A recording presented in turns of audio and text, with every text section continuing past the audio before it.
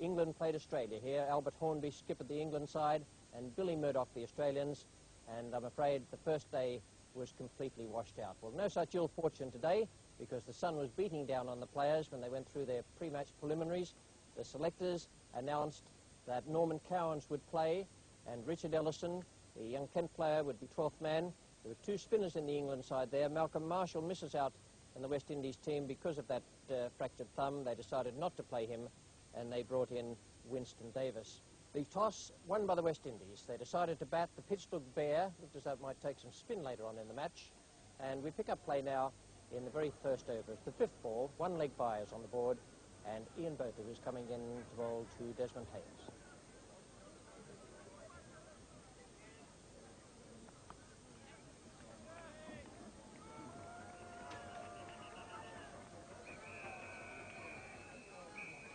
Two to Haynes, takes him off the mark into the first over.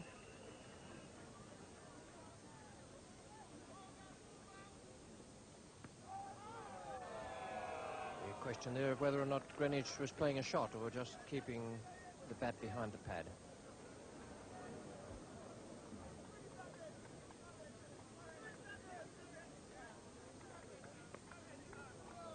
No man at third man, and that outfield is very fast. The first one was Cowan's fault, the full toss, and that one perhaps a little unlucky, running off the outside edge. All out of shape. Doesn't seem to be swinging much. Sometimes a help to the bowlers if they're trying to frame a case for the umpires.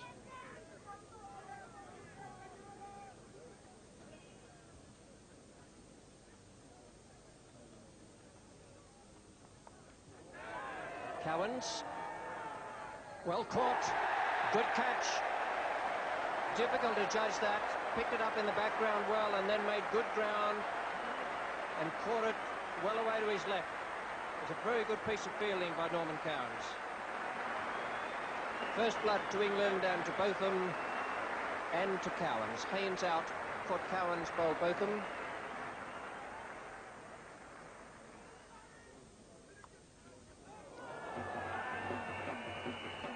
The modern-day captains assure me that there's no need for a third man in their scheme of field placings. I'm not yet totally convinced. Keeping up 4 runs there.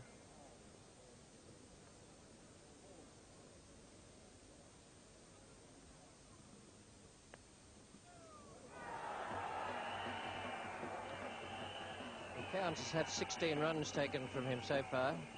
He's only bowled the one bad ball. That was the full toss where he was trying to spear the Yorker into Greenwich.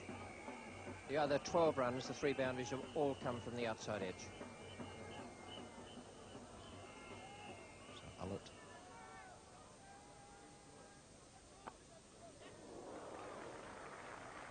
Not a bad first delivery. It looked as though it might just have swung a little bit. And, good Yorker length.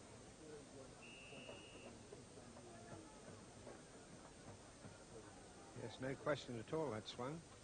And almost got under the bottom corner, and they almost had a mix-up in the running. Oh, both wants a little bit more. It's coming on at this end now. Coming downwind. This comes on to take over from Cowans.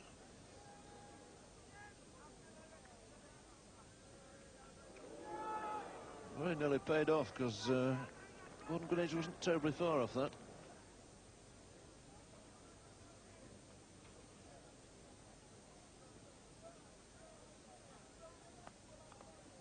That's through the gap. Just lent into it, but nobody's going to stop it. Races away for 4 more. So the 50 comes up for West Indies. Taken just on 75 minutes and comes up in the 17th over.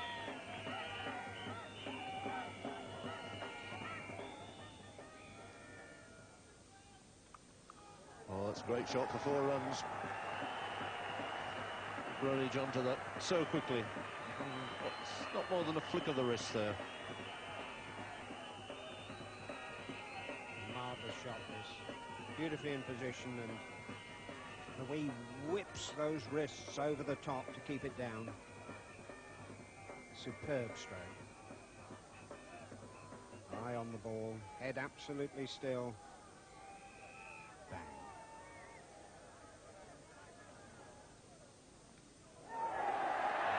second one goes down, and Allett, a belated entry to the bowling crease out there,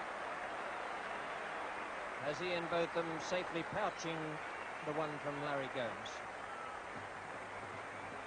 So it's 60 for 2 now, and Gomes, the sheet anchor of the West Indian batting, just getting the outside edge. And that ended up being quite wide. And beautifully picked up there by Botham. Low down. Viv Richards, egg strike, 3 slips and no gully for Richards.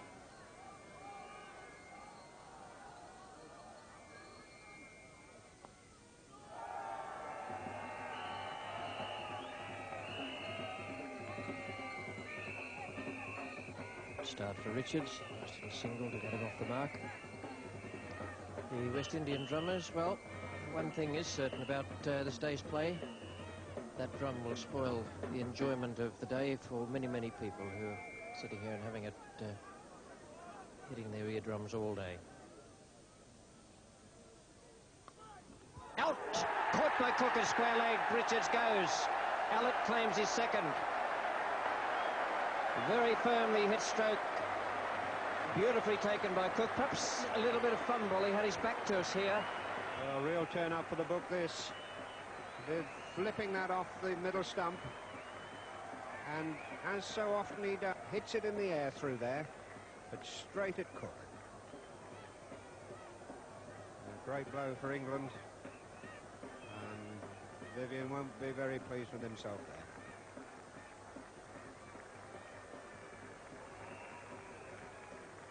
That's a great double breakthrough for England. Larry Gomes, who can be depended on to hold down an end, and Viv Richards in the 1 over brings out Clive Lloyd on what is virtually his own ground. He's played here for Lancashire for a long time. Wonderfully popular man. Good crowd here at Old Trafford today, giving him the warmest of receptions. Clive Lloyd now to face his first ball from Botham.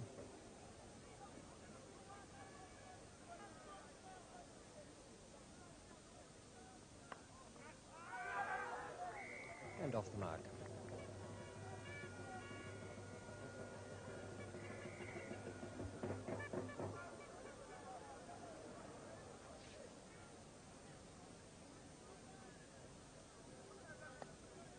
That's 4 runs.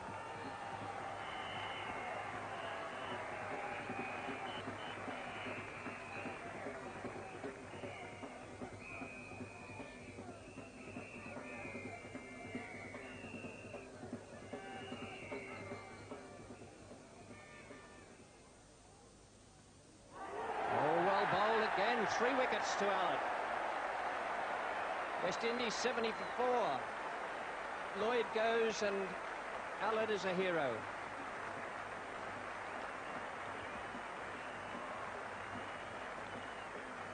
We'll see once again Paul Allett getting in very close there and getting the batsman to play at one that's perhaps a little bit wide. No, that was a fairly straight delivery. And an outside edge, and Paul Downton picks up a nice little catch there. Well, disappointment for Clive Lloyd in front of his home crowd virtually. But a marvellous spell of bowling this by Paul Allett.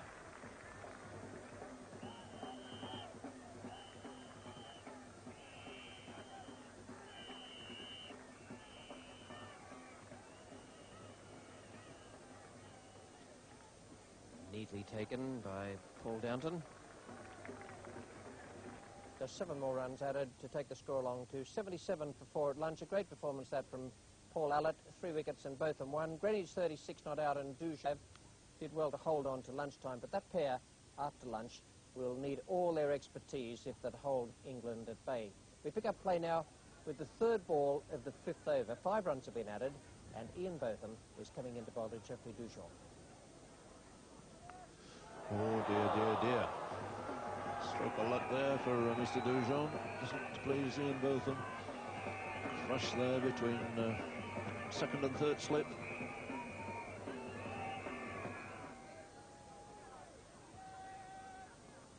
Yes, I don't think that really could be considered a chance there. But that's sloppy little bit of work in the field, I must say, by England to allow Dujon the single there.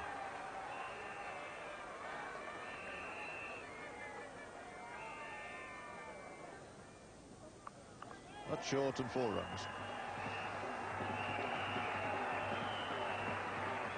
Bad delivery, in fact, from Ian Botham, particularly on this pitch. Greenwich all the time in the world, but he plays so well. Onto the front foot, changes his mind, plenty of time to get on the back foot, whack it away for 4 more, and moves his score under 44. Dujon on 14 now. That's stroked nicely through mid-off. And watch that ball gather pace as it goes over that fast outfield for 4 more.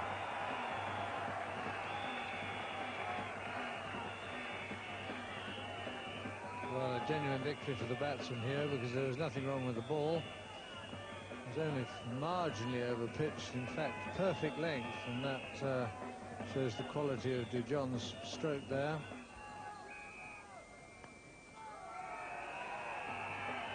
A nice clip on the onside will bring 3 figures on the board for West Indies.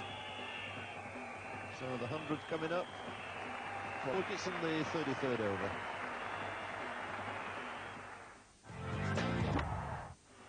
Botham was still to bowl from the Stretford end, responsible for a statement which has just reached us from Lords.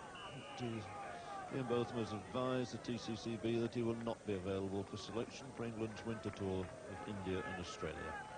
After 8 years of concentrated cricket, he feels that he will benefit from a rest. Oh, and again, I think that's probably 8 runs that those wickets have saved England now. It was quite firmly struck again by Greenwich.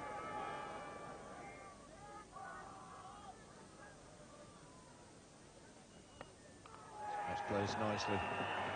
That's racing away again. Terry's got the job this time and no hope at all. Somewhat surprising at this stage that the spinner hasn't been run again. These two have both looked very comfortable. And with Nelson on the board, 1-1-1, perhaps Ian Botham can solve the problem.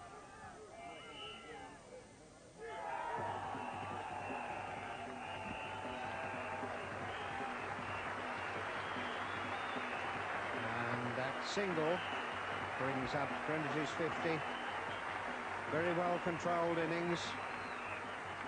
He's played very competently.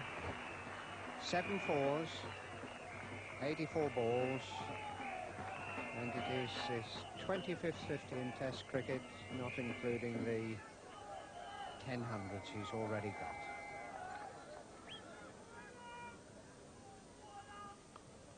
Well, that's a good shot. Just a little gentle push through mid-wicket. No chance of catching that. The outfield is very good today.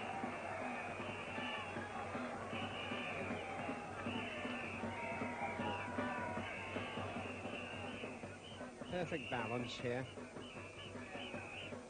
Just a gentle push, really.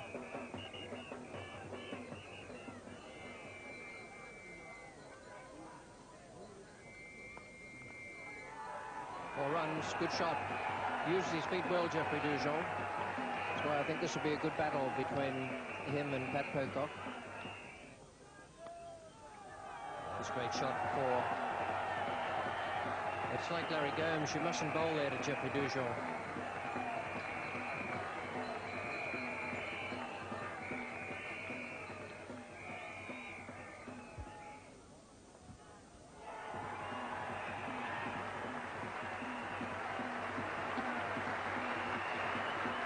Well, almost without anyone noticing, Geoffrey Dujon has reached 50. Came in the 23rd over.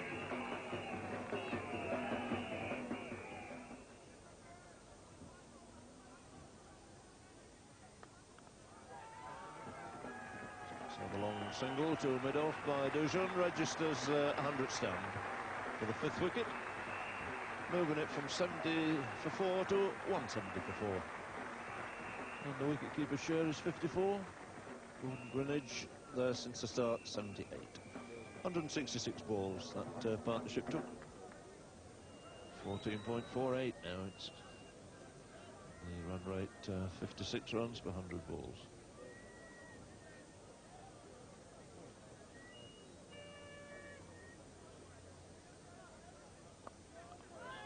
Oh, that's beautifully through the offside.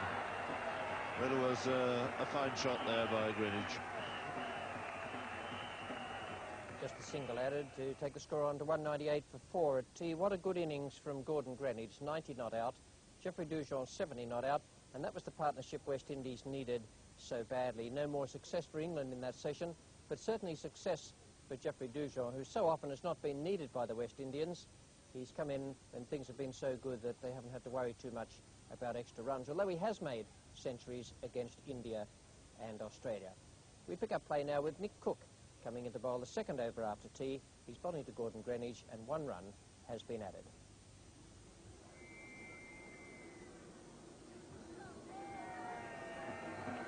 Well, the 200 comes up. Byes go up against Paul Downton's name. Must have kept very low that ball, so it might even have landed in some of the rough outside the leg stump.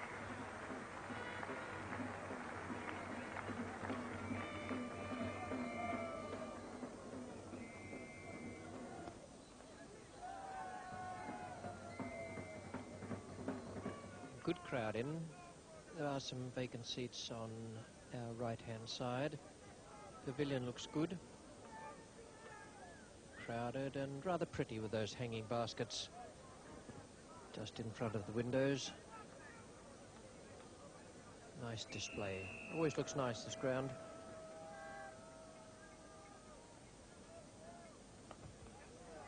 Good shot, 4 runs. Piercing the field, and that outfield like lightning today.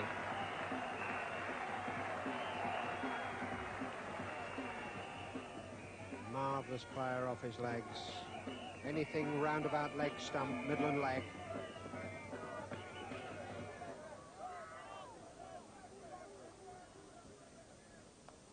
Four more. Not only 4 more, but Greenidge's 100. And 100 that has rescued West Indies from what could have been a disaster. Great partnership and a great innings from Greenidge, who made 200 at Lord's and now has a century at Old Trafford.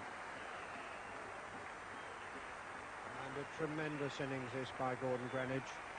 15th for. It's his 11th Test 100 and his 4th against England. And he seems to like this ground. In 1976, he got 100 in each innings here at Old Trafford. And in fact, he is the only batsman that has ever done this.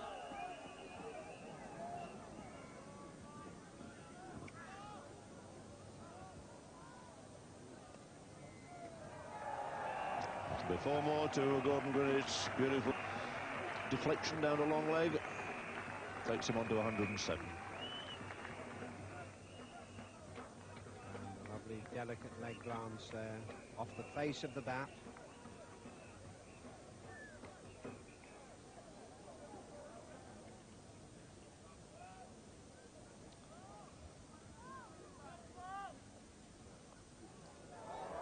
Another lovely cut this time from Greenidge. So the deflection for 4, now the cut for 4. And Gordon Greenidge goes on to 111. This is Nick Cook bowling from the Warwick Road end. He's kept it as quiet as anybody, but that's chopped away very neatly past slip. Alan Lamb giving chase, but no chance whatsoever of saving the boundary.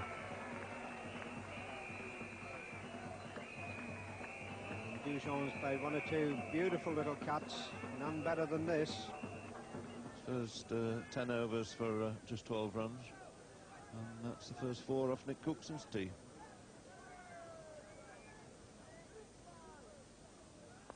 And that's over the top of Pocock. Bold shot, but very safe. Fine shot too from Dujon. Used his feet nicely.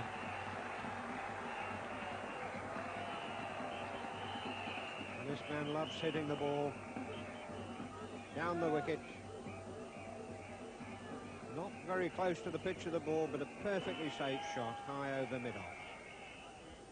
Dujon on 82. Again, the flighted delivery, and again, I'm afraid it's going to go for 4. And that was very nicely placed by Dujon. And again, great illustration there of movement of the feet. He is a fine stroke maker. A little bit of flight here, and Dujon very quickly. Beautiful on drive there, straight through the gap.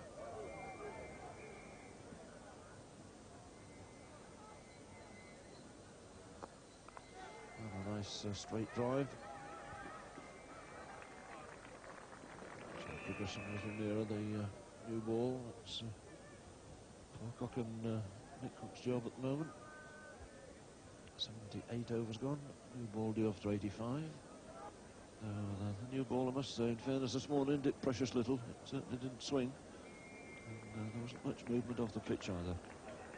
So 178 these two have added. And Pocock the bowler. A bit of turn there. All go well for the next 2 or 3 days for the spinners.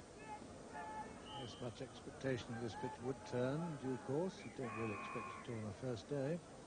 Always a good thing though, Ted, if you can make an odd ball, it just gives that batsman a little bit to think about. Even if the next couple of overs it doesn't turn, at least they're looking for it.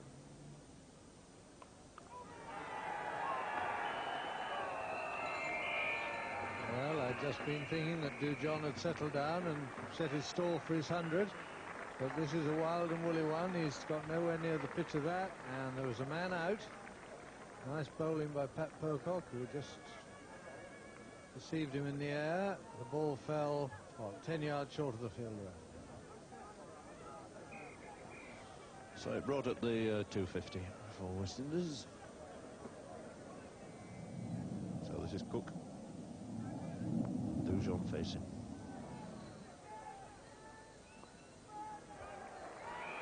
And he's got it. 100 for Geoffrey Dujon in England. His 3rd Test match century. West India, 1 against Australia, and now 1 against England. A very fine player, and this has been a great innings. Don't throw it away now, will be the words from Gordon Greenidge. You must be there at stumps.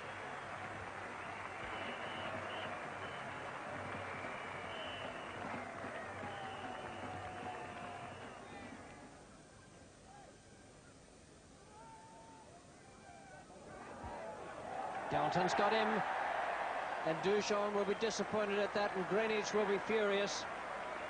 Going for the hook shot, both of them drew him into it. Good bowling that, and it's 267 for 5 now. And Dujon was out hooking that way earlier in the series.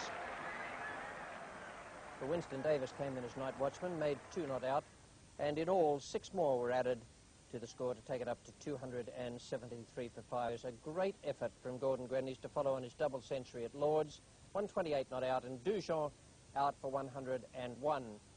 England's bowling figures, both of them 2 for 67, 3 for 55 to Allett, who bowled well all day. And I thought the spinners bowled well. In one period, they bowled 19 overs between them, Cook and Pocock, and had only 29 runs taken from their bowling. A very good day's cricket here at Old Trafford, the first day of this Cornhill Test match.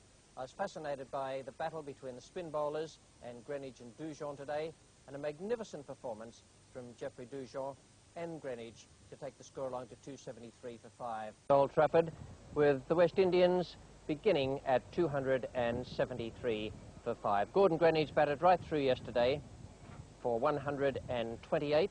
Winston Davis came in as night watchman. A very important match this for Davis. He's in as a replacement for Malcolm Marshall. If he can make runs and take wickets, it'll put pressure on the West Indian selectors to leave him in the squad. 273 for 5 then at the start, and we pick up play now to 293 for 5 then at the start, and we pick up play now in the 4th ball of the 2nd over. The man taking strike is Gordon Greenidge, both of them as bowler wide, and the bowler now is Paul Allett.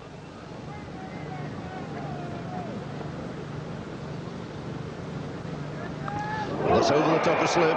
and Botham looks down. I think he's a little bit upset about the light. Don't think he saw too much of that. But we've seen Botham snatch chances like that in the past, but never had a price of laying a hand on it there.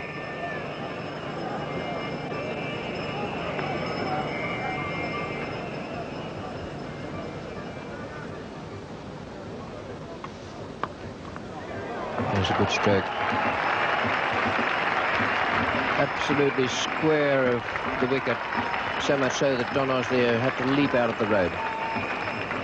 That ball will have only pitched literally a couple of inches towards the leg side off Paul Allett's intended line, and that's cost him 4 runs. One has heard a great deal, I think, this season about Viv Richards, what a magnificent player he is, but slowly coming to the conclusion that this fellow Gordon Gunnidge is very far behind.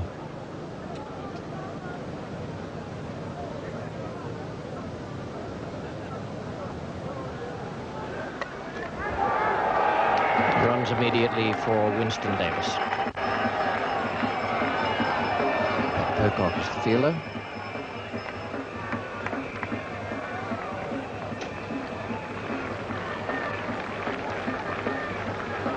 No change in this attack. Still be Allett from the Warwick Road end, and a very competent night watchman facing. Really, he's been playing it with a stick of rhubarb out there.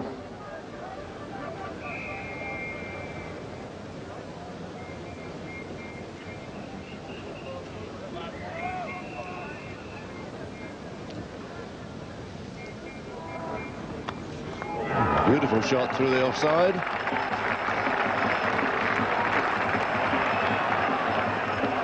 And some great work in the field.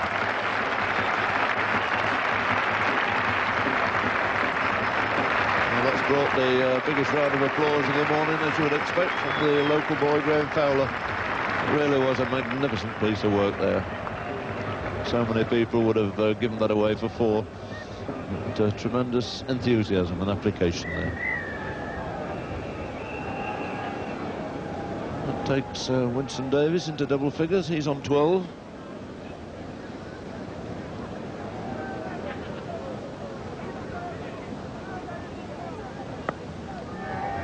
And again, that's beautifully timed. Clipped away through mid-wicket. And we needed a Fowler there, I think, to pull that one up. A bit too quick for Nick Cook. So Greenwich rolls into the 140s, 142 to his name.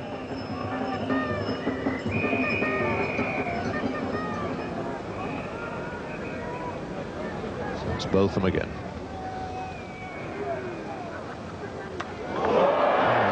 He's not bothering to run, he knows that's 4 from the moment it left the bat. It's already over the ropes. That was a short one, intended bouncer probably, and it got the cross-back wallop. So that rattling 4 takes West Indies past 300. 302 now for 5, 16 of those to Davis. And hold your horses, he says. The captain's talking, in fact, David Gow having a word there at second slip.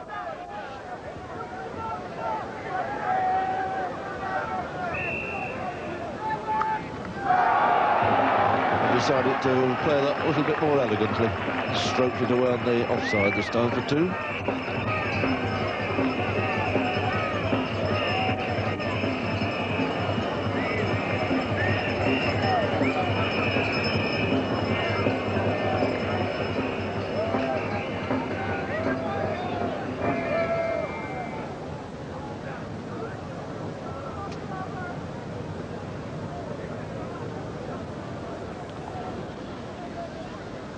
Tries another one, he's guarded that over the top of slips for 4. Well,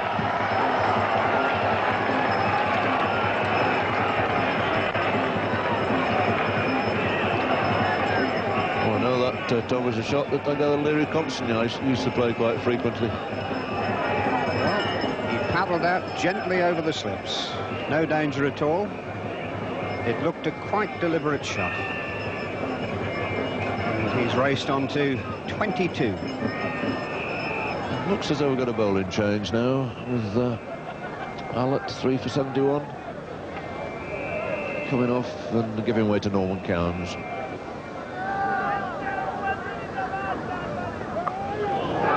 4. Short, hooked away, no bother at all there for Greenwich. He'll whack those away all day as long as anybody's foolish enough to bowl there to him.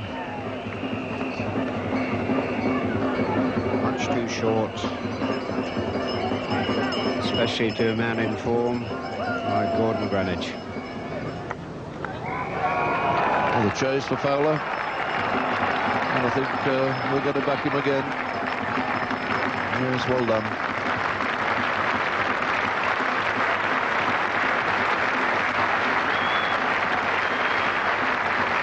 So 151 on the board now for Gordon Greenwich, and surely on the way to another double century.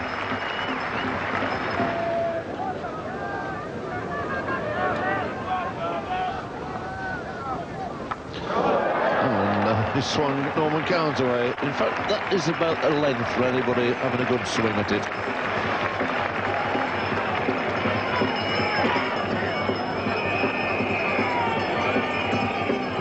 That bad a ball,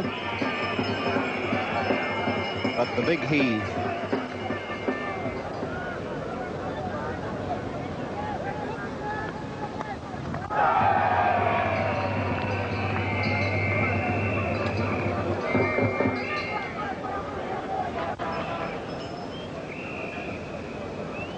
I think Norman Cowans would much sooner have bowled at Headingley on a wicket which gave help all the way through to the quicker bowlers, and on this which has done really absolutely nothing for him.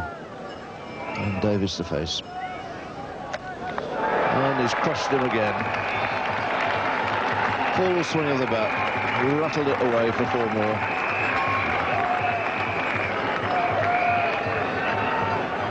And a tremendous heave this by Winston Davis, right in the middle of the bat. And that brings up the 50 partnership, of which Winston Davis is the senior scorer.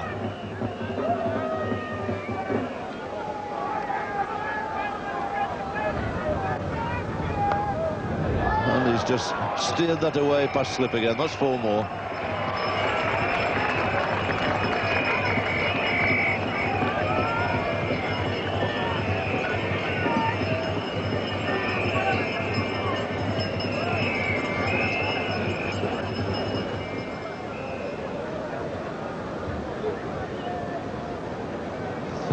Now to Winston Davis. And, be a couple more there.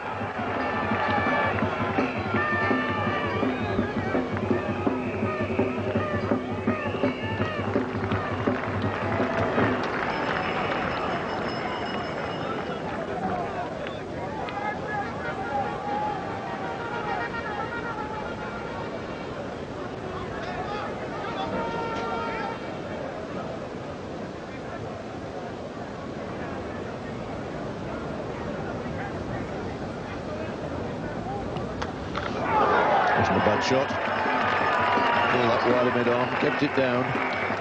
Should just be 3 runs this time.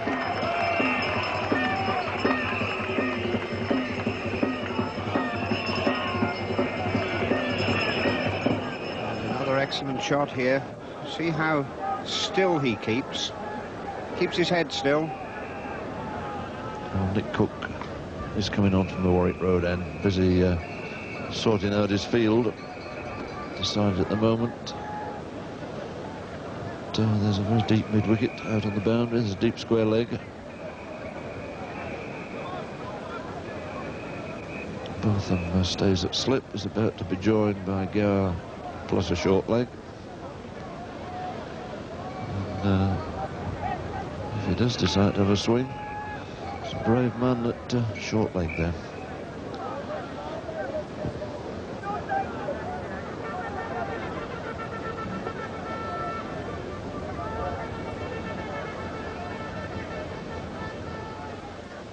Quite sure Harold Bird's set in the field at the moment. See? He's brought Pocock a bit squarer.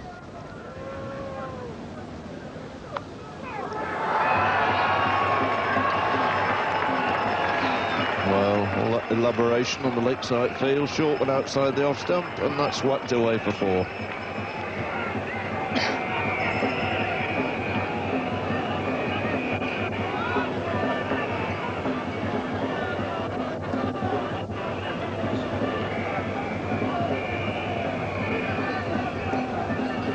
26 now to Winston Davis.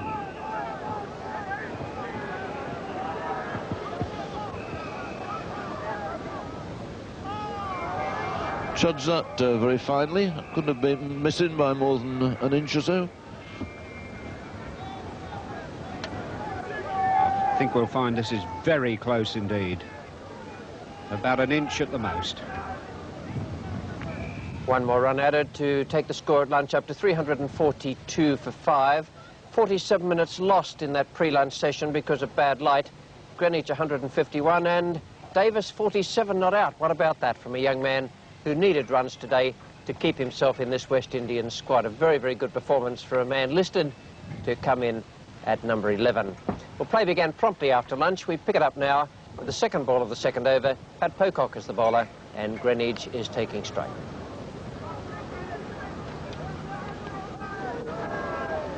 Nice top spinner from Pocock.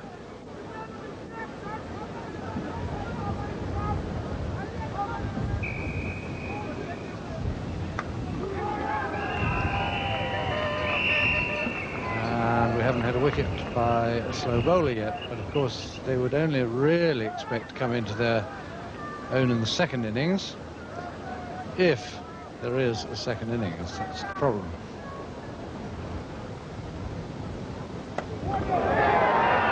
It's going to be safe.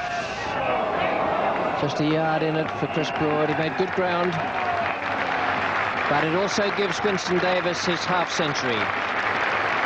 That is a very good innings from the man listed to come in this West Indian lineup at number 11.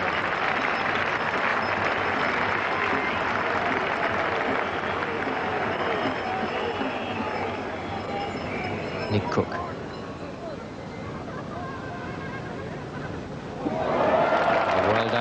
Well fielded. Saved runs there, Ian Botham. Just flicked Downton's gloves on the way through.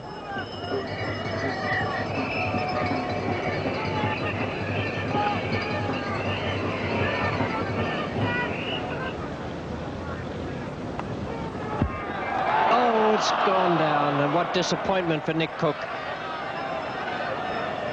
They're never easy, but it was straightforward enough to Alan Lamb, away to his left-hand side.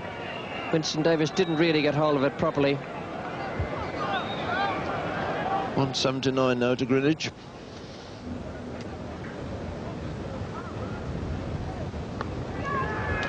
A typical Greenwich shot. It's 4 from the moment it left the bat, not even bothering to run. It wasn't all that a bad delivery, in fact. Just dropped fractionally short. There's the movement here of Greenwich who made it into a scoring shot.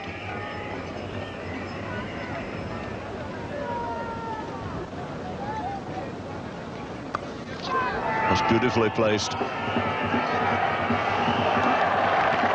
a very classy shot there by Greenwich. Knew what he wanted to do with that ball, picked his spot perfectly. And it's 4 more and the 400 comes up. 400 on the board for the loss of 5 wickets, with Greenwich now just 3 away from 200.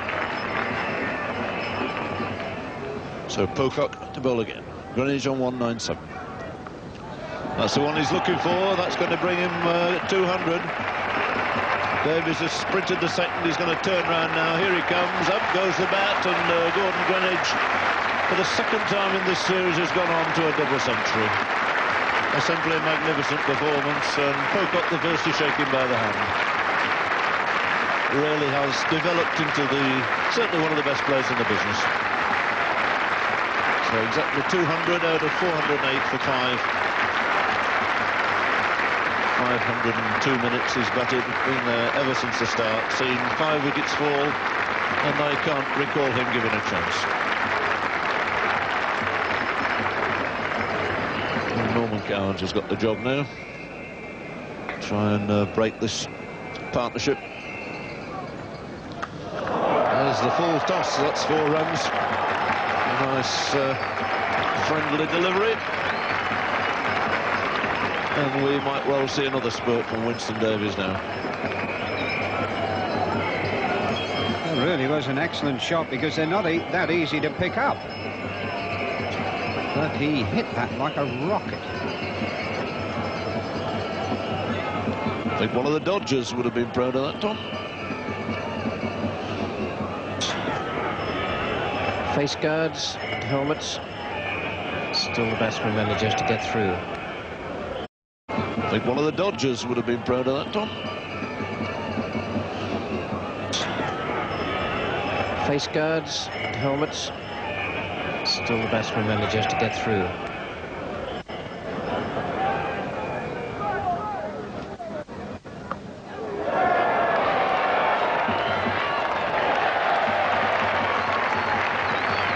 Six of the best.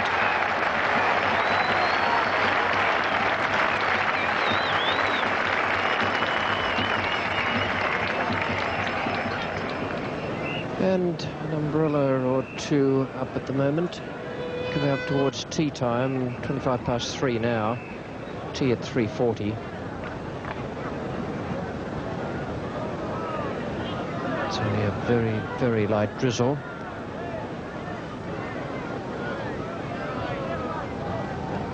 Oh, that's a waste of time to Greenwich. That has gone at a fantastic rate off the middle of the bat.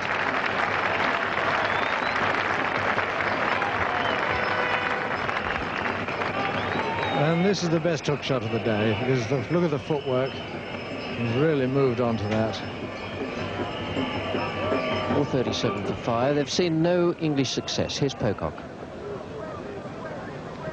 Bowling. And he thoroughly deserved that, Pat Pocock.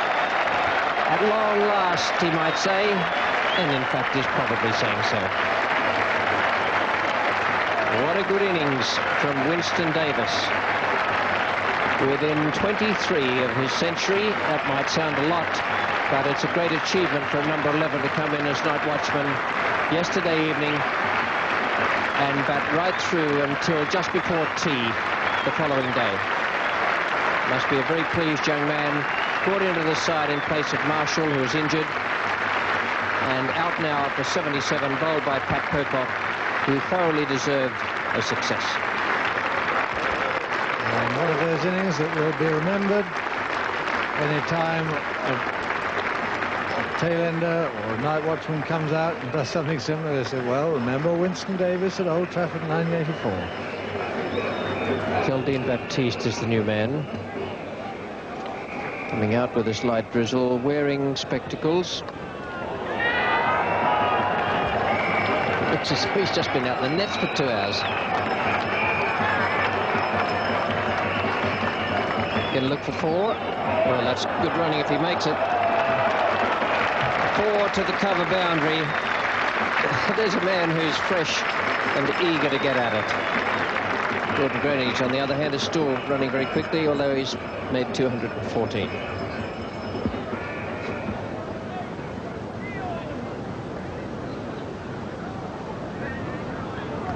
And he's done it again, so he's got 2. And you're absolutely right, Ted, that this is well deserved, and it often happens to a spinner who toils for nothing over after over and then gets a little bit of joy at the end. And all Pat's work is a little bit quicker, and he's got away to have a go at it. And he's done him for pace.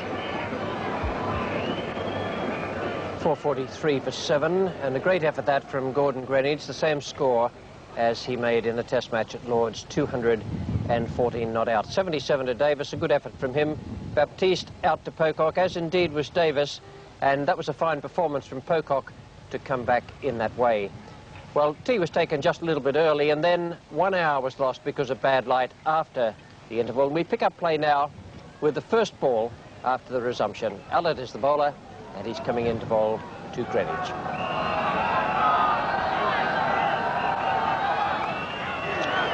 Tickled away down the long leg for a single. Takes Gordon Greenwich on to 215. So just going past that undefeated double century at Lord's is high score in Test cricket.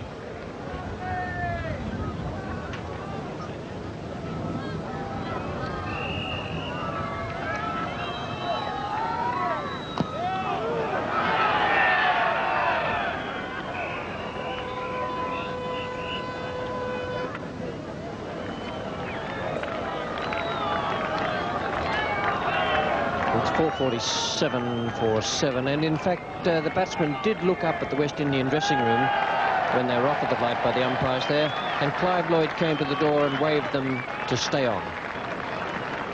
Appreciated by the crowd, although I must say it is very dark out there. Spinner operating, Pat Pocock, so there's no physical danger to the batsman.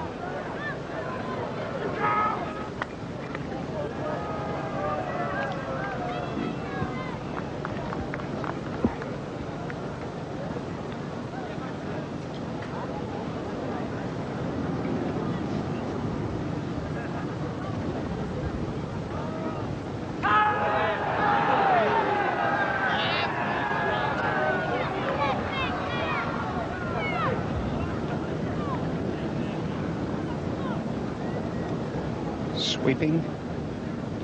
Very straight delivery indeed.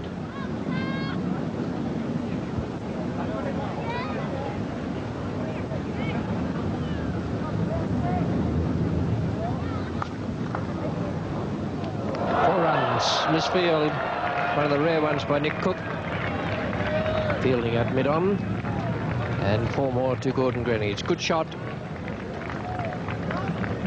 But the misfield now takes West Indies on to 452 for 7. And it's Pocock bowling to Harper.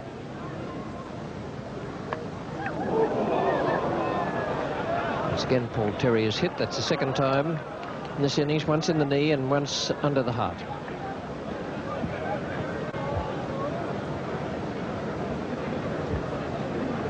And slow and short, and a nasty blow there for Paul Terry.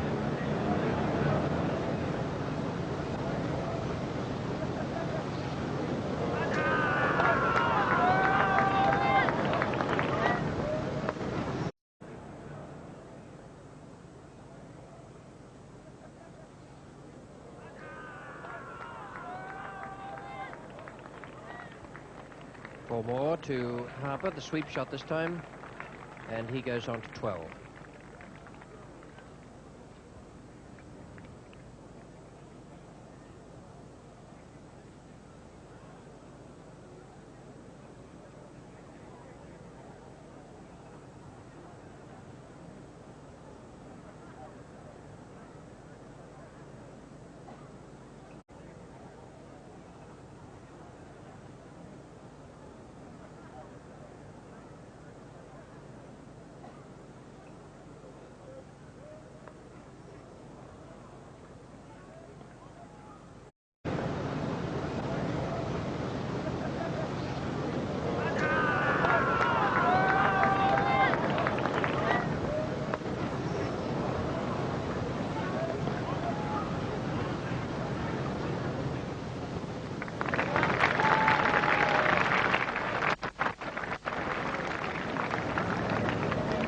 Nick Cook now bowling to Harper.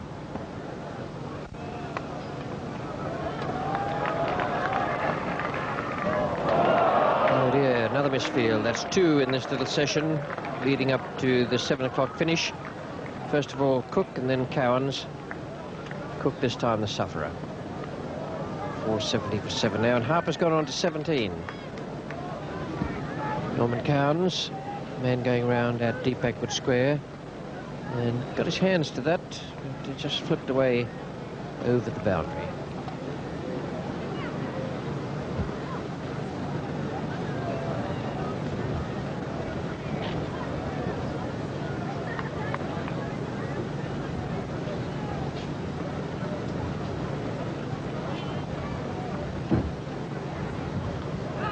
And he's gone.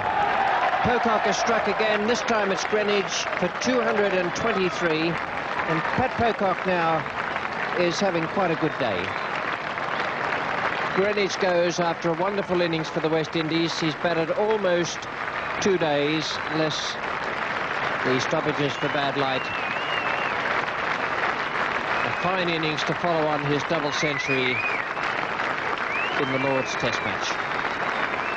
Well, Gordon Greenidge once again rescuing West Indies when they're in terrible trouble at 70 for 4. Port Downton, Old Pocock, 223 A stupendous innings. 584 minutes.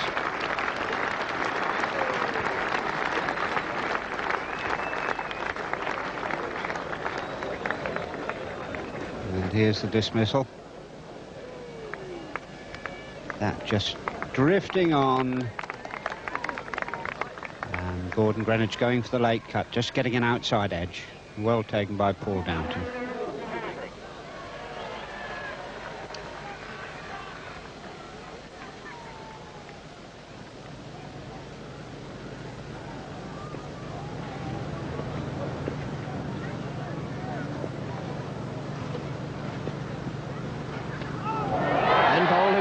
Or behind his pad, perhaps it went between his legs, but Nick Cook, the other spinner now, has some reward for a lot of hard work. 9 down for 471, and even more so now, it would appear the England openers maybe have maybe put through a torrid time out there in the last quarter of an hour of the second day. Well, unusual way to go. He's just got round his legs there. Wouldn't have pitched in any rough. There is some turn now, definite turn in this pitch. Pat Pocock's been turning it. He's just crept round the leg stump. Now, a conference between Gower, Botham and Pocock there. They won't be too concerned about picking up this last wicket. I'd suggest the conference will be to try and find some way of keeping Harper and Garner in for 10 minutes. Then they can try and knock them over. But in the meantime, it'll be a question of trying to bowl tightly, not take the last wicket, so that Fowler and Chris Broad aren't put through the hoops for 3 overs by Garner, Holding and young Winston Davis. Pocock now to Harper.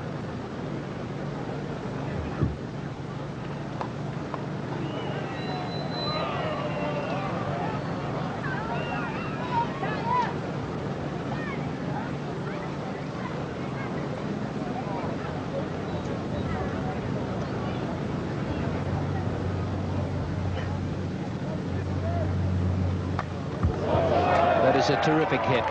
That's over the fence and back into the seats. Oh, what a smash.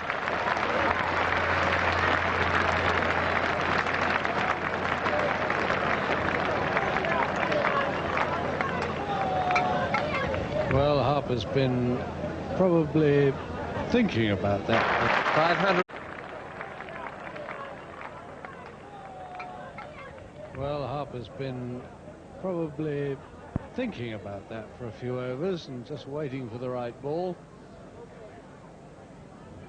And that one he really released, let it go. He's hit that way up into the bleachers.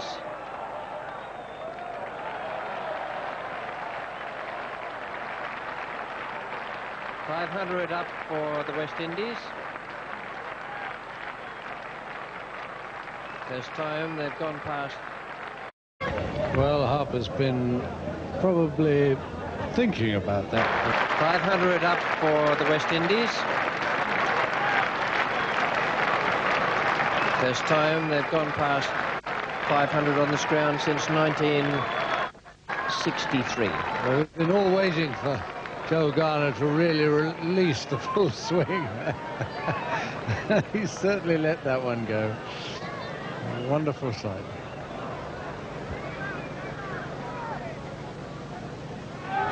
And that's beautifully caught by Paul Terry. He's been hit twice in that position there, and yet he was still going forward at the end of the innings, and well bowled for Pat Pocock. 4 wickets to him, picking up Joel Garner right at the end. All out for the level 500, right on the dot of 7 o'clock, and a very good catch for young Paul Terry at the end.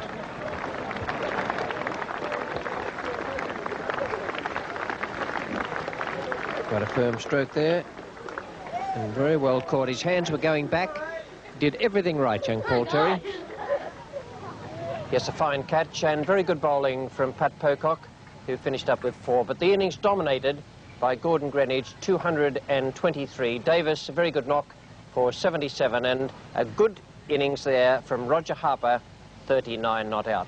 England worked very, very hard with the ball, both them 2 wickets. He was expensive today. Allett 3, Cook 1, and Pat Pocock, I thought, bowled very well indeed on his return to Test match cricket. 45.3 overs, 14 maidens, 4 for 121. The dominant figure crowd in, though. His card, just a reminder, but the innings dominated by Gordon Greenwich, 223. Davis, a very good knock for 77, and a good innings there from Roger Harper, 39 not out. The dominant figure, though, out there today, Gordon Greenwich. He made a double century at Lord's and a double century here.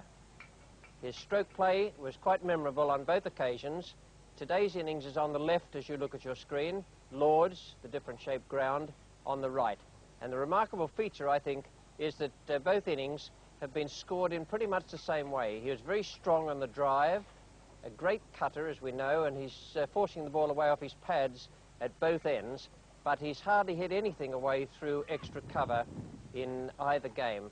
He's a very straight player, strong off the pads, and very good square of the wicket on the offside. And for him, today has been very, very memorable because he became one of the few players in the history of the game to hit a double century twice in a Test match series.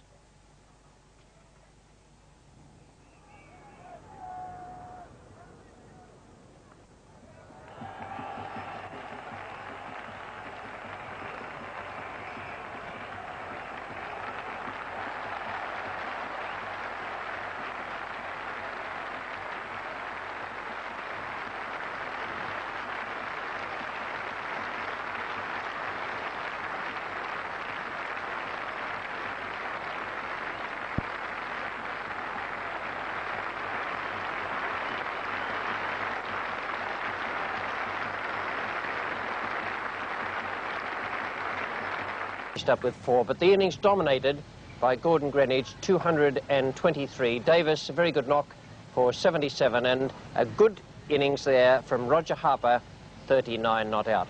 England worked very, very hard with the ball, both them 2 wickets. He was expensive today. Allett 3, Cook 1, and Pat Pocock, I thought, bowled very well indeed on his return to Test match cricket. 45.3 overs, 14 maidens, 4 for 121. The dominant figure crowd in, though. His card, just a reminder that they made 500 and England need 301 to avoid the follow-on.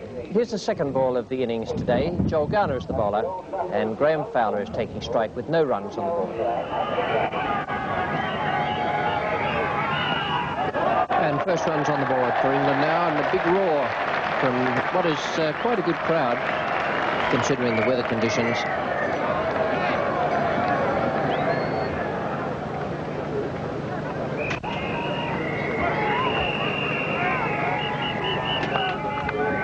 Runs off the bat.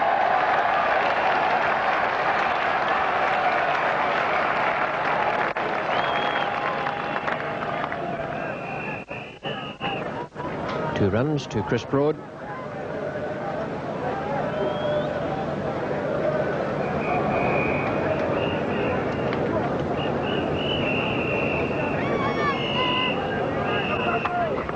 But he's off the mark now, and very nicely as well for 4 runs. The outfield will be a bit slower today because of the overnight and early morning rain. But that was a nicely timed shot from Graham Fowler.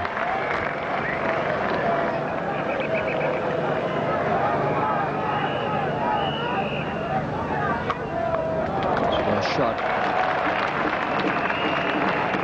Takes up a bit of pace, Winston Davis. He's young and enthusiastic. Nowhere near the experience of some of the other bowlers in the West Indian team, but I saw him demolish Australia at Headingley last year. He was quite a fearsome proposition on that occasion.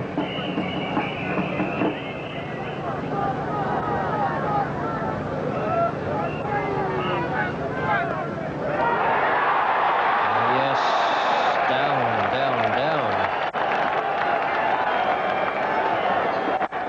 Roger Harper, then to Richards, then Bomble, and down she went. And this is almost a reflex action, this. Chris Broad almost seemed to try and get out the way at the end. And that went off the outside edge to Roger Harper. A lot of juggling, and eventually it got away.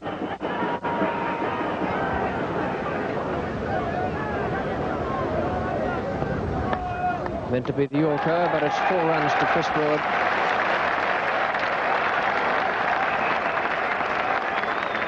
Took full advantage of that.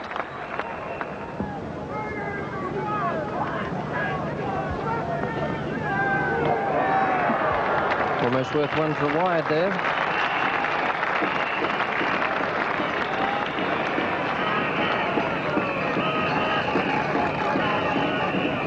Actually very well left by Chris Broad and very well taken by Geoffrey Dujon. 20 for no wicket with Broad on 8 and Fowler 6.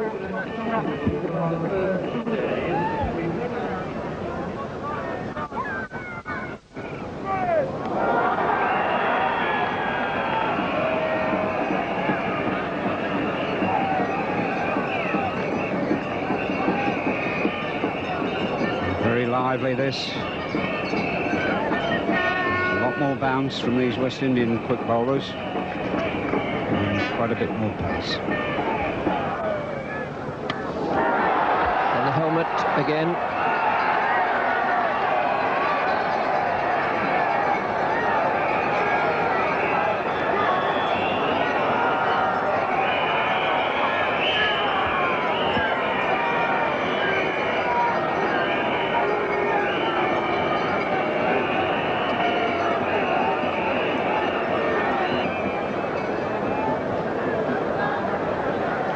Get up at all, it's just above stump height, and Fowler ducked it, took his eye off it, and in fact went straight down into it.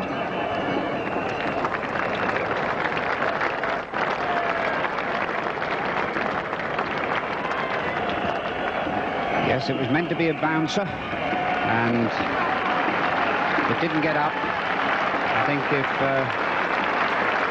Ben had kept his eye on it, he would probably played a comfortable back defensive shot to it. With a nasty knock on the head. But it appears now that he's feeling quite all right.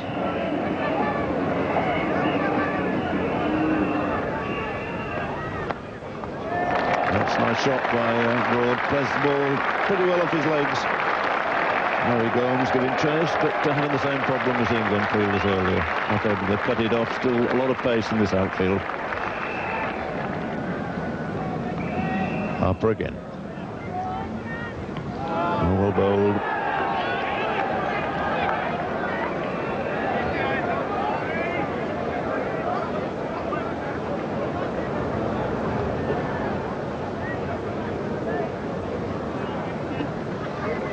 Garner to Fowler. He's come a long way down, he'll have to hurry to get back. But, made it just about in time.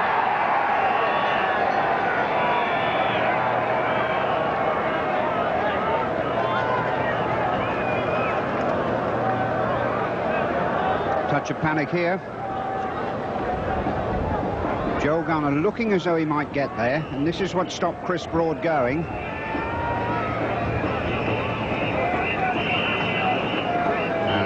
Not quite the right kind of throw.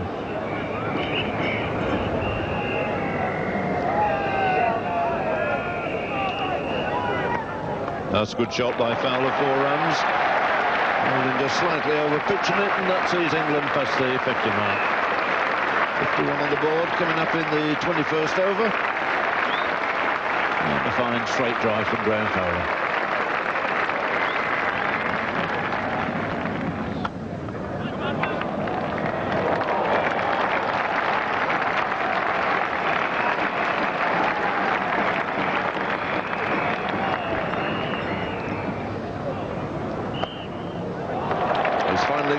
Square on the offside for 4 runs. So Harper about 7 overs for only 3 runs.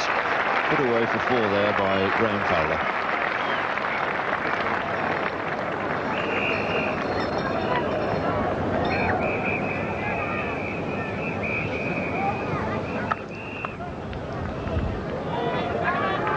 A single there to Chris Broad takes him past 1,000 runs for the season.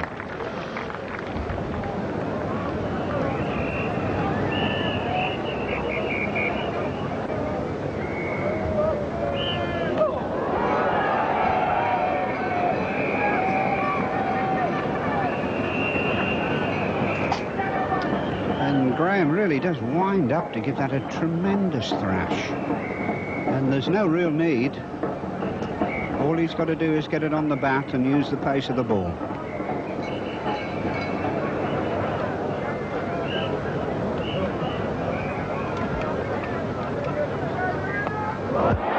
Played on. He'll be disappointed at that, but the breakthrough is there for Baptiste. He's beaten both batsmen outside the off stump, and that one was the attempted Yorker, which just sneaked through and hit the stumps after coming off the very bottom of the bat. Yes, and Graham Fowler's lived dangerously here, and I think he just got a bottom edge onto his pad and off his pad onto the leg stump. Inside edge, onto the pad.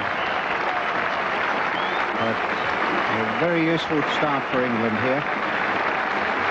Yes, indeed, it was a very good start for England. Bad luck they lost Fowler just before the interval there for 38, but Broad batted very well for his 36, and Terry has the chance now to assist him in moving up to that figure of 301, which is the spot where England will be able to avoid the follow-on. We pick up play now with the very first ball after tea. Winston Davis is the bowler, and Paul Terry is taking strike. And Terry nicely off the mark, pushed quite comfortably off his legs for a single.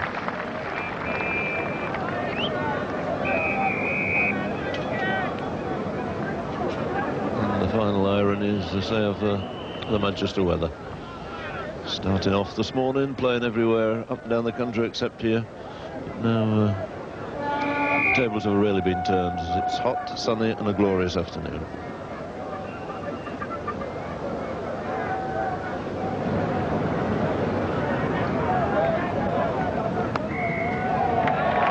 Nudged away all neatly by Terry. They'll come back for two here, and the 100 comes up. So this is an excellent start by England, chasing that very big total of 500. They've gone past three figures just for the loss of Fowler.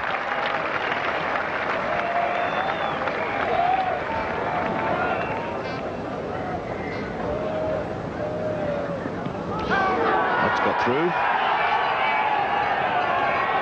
I think the shout originally was for LBW, and possibly the wicketkeeper thought he might have got an edge. Yes, and I think Paul Terry beaten here by pace. Very fast delivery, and I think the shout originally from Winston Davis was for LBW, but his front pad was just outside the off stump.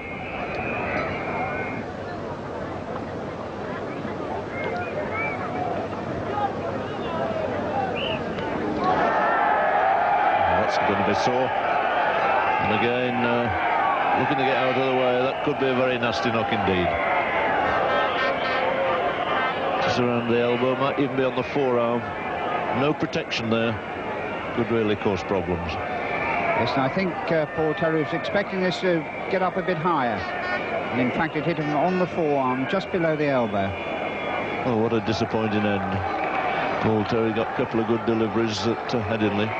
Comes in here, it played pretty well, pretty soundly, pretty solidly on a good pitch, and probably has to end for him in this manner.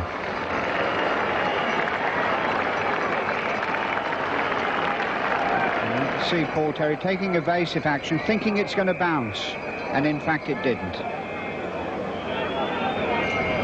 Snokower now facing the extra pace coming from Winston Davis.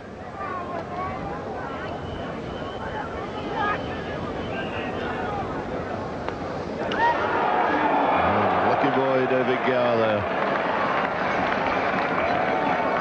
He got away with it. He's off the mark with 2 runs. Angling the bat across, looking to push it on the onside. Picking 2 up just wide of gully.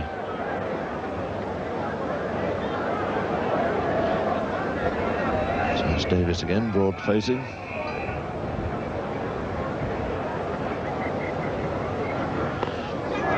And he's gone this time. Well, the dual act there, Greenwich knocking it up.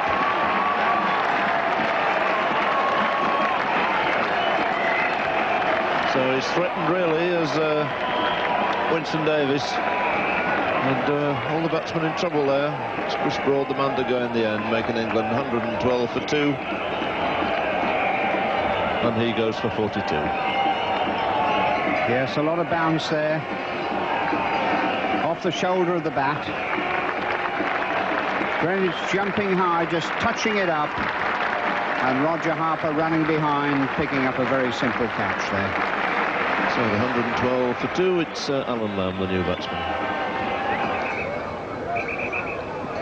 Well, that's a good shot. Over pitch ball, and Lamb onto that very quickly and very firmly indeed, clipped through mid-off. So a nice way to open your account.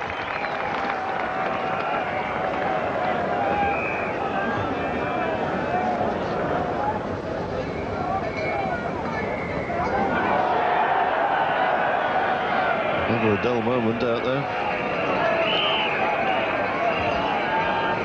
And this is a genuine bouncer. And Alan Lamb, he looked before he ducked. Winston Davis is bowled with great pace.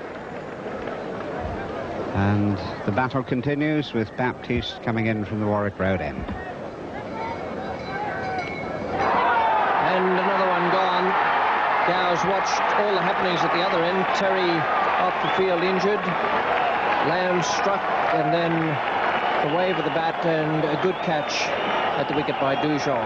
117 for 3 now. And Terry away in hospital. And here we can see from the Warwick Road camera. Just watch where that pitch is. Really slanted across and ending up very wide. So the good start for England, where Fowler and Broad had an excellent opening stand of 90, has now rather disappeared to be 117 for 3. Alan Lamb has 4. Ian Botham's not off the mark, but he is now. And some fiery exchanges out there.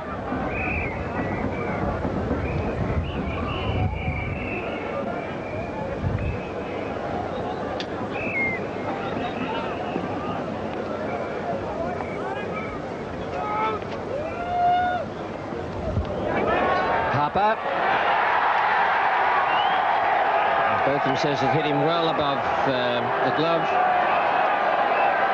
Pointing it out to Davis. He had no doubt at all.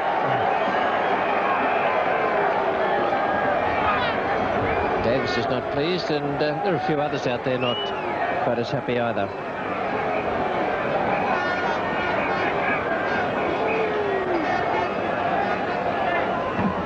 Interesting having a look at this through, and very difficult to tell, tucked up, but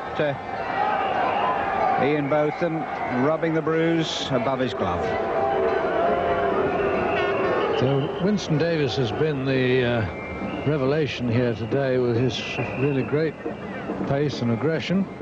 He's only taken the 1 wicket, but he's caused an awful lot of mayhem along the way. So Baptiste again to Botham. And he's gone this time, beautifully caught in the gully. And Baptiste picks up his 3rd wicket. 138 now on the board. Botham's gone for just 13. And this game again swinging the way of the West Indies. A wideish ball, half volley.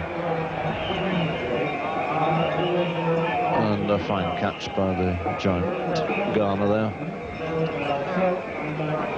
Oh, it's an incredible piece of bowling on this pitch, which is, I must say, has given him no help at all. His type of bowling.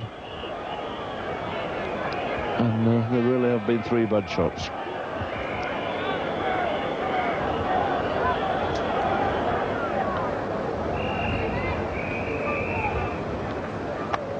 That's a good-looking shot. Over pitch ball driven very, very firmly through extra cover for 4 runs by Alan Lamb. And something finally for the English spectators to applaud. Alan Lamb has mistimed 1 or 2 of these into the covers, but this time he's got it all right. The leg went there, the head was steady, the swing of the bat was straight. It's a new over from Joel Garner. Downton. And he's been magnificently caught. Harper snatched another beautiful catch there, went very quick. Long, long way to his left. Garner takes his first wicket, and a rare failure there for Paul Downton. Out without troubling the scorers, 147 for 5. Paul Downton playing away to the leg side, gets turned round, and it's Roger Harper who comes tumbling across, snatching that out of the air. That was going very quick, and another wonderful catch for this superb fielder.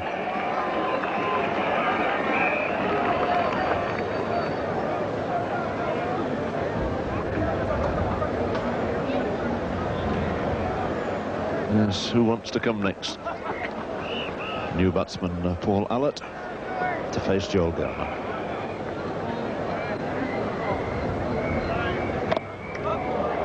Good-looking stroke to get off the mark. Should be 3 runs in this very easily for Paul Allott.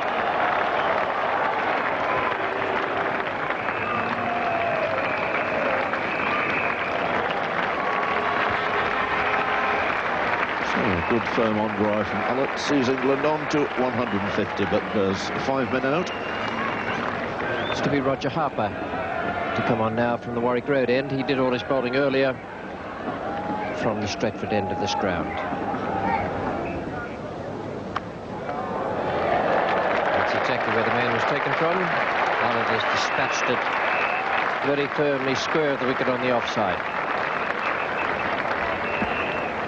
9 more added to take the total at stumps up to 163 for 5. Top score there, Chris Broad 42. Alan Lamb hung on for 27 not out and had good support from Paul Allott, 10 not out. But that was a devastating performance from the West Indians, who bowled and fielded quite magnificently out there today. Joel Garner 1 wicket, and Winston Davis bowled very, very well. 12 overs, 1 maiden, 1 for 35, and he was fast as well. Roger Harper was accurate, 20 overs for 20 runs. The position for... Welcome to the highlights of the 4th day's play of this 4th Cornhill Test match at Old Trafford. England, I'm afraid, at the start of play, fairly deep in trouble. The scorecard showed 163 for 5, with Alan Lamb not out on 27. He played pretty well towards the end on Saturday. Paul Allott, his tail-end partner there, is 10 not out. And the position for England was that they were 337 runs behind, but the magic... 1 maiden, 1 for 35, and he was fast as well. Roger Harper was accurate, 20 overs for 20 runs. The position for England was that they were 337 runs behind, but the magic figure they needed was in fact 301, another 138 runs before they could save the follow-on. That was what they were looking for this morning. We pick up play now in the very first over. Winston Davis is coming in, Alan Lamb is taking strike, and there are no runs on the board. It's in the air but safe, half volley, and that's racing away for 4. It's a fine start then for Alan Lamb. Just about to sneak over the ropes before Larry Gomes can move across there. Forecast for another hot day, but as you can see, there's a little bit of breeze out there. And the wicket certainly looks exceedingly easy pace here this morning. Big Joel Garner from the Warwick Road end.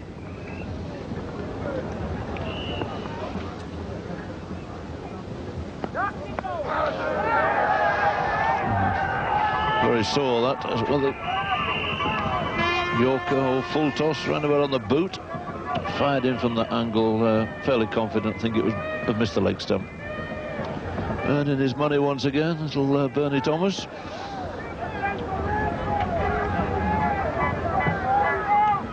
You've got to be a bit lucky to get through this tour series unscathed, haven't you?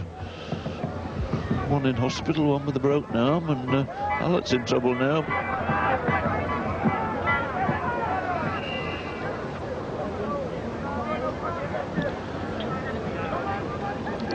A few cracks coming from up there, you can be sure. There's his teammate Fowler. Go on, get on with the game.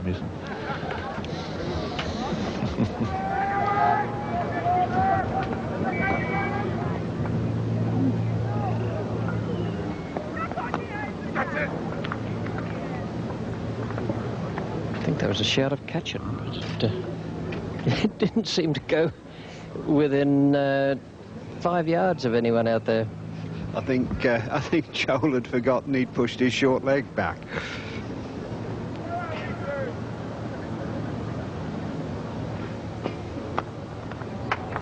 Very well bowled, and in the end, well played by Allett.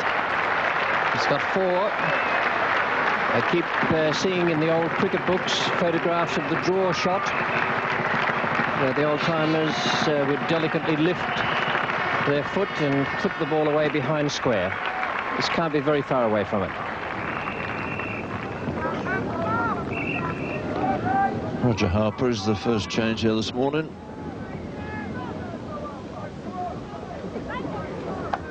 Good shot, beautifully placed. It's gone past the short leg, the short mid-wicket, the ordinary mid-wicket, and the wide mid-on.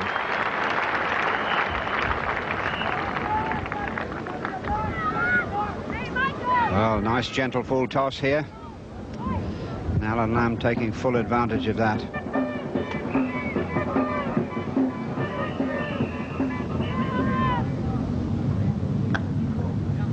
And there's a single there to him, and Alan Lamb has his 50.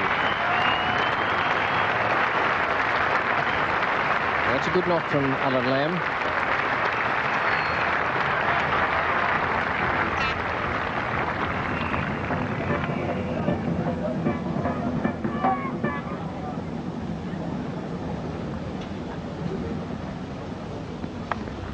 Quite safe.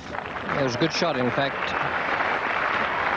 It's quite often employed against the bowlers who pitch short outside the off stump, deliberately hit away over the slip or gully area.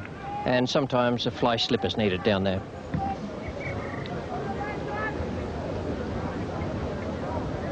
Winston Davis was given the honour of taking the second new ball, had the first over with it. That really was the first ball he's pitched up to try and allow the ball to swing.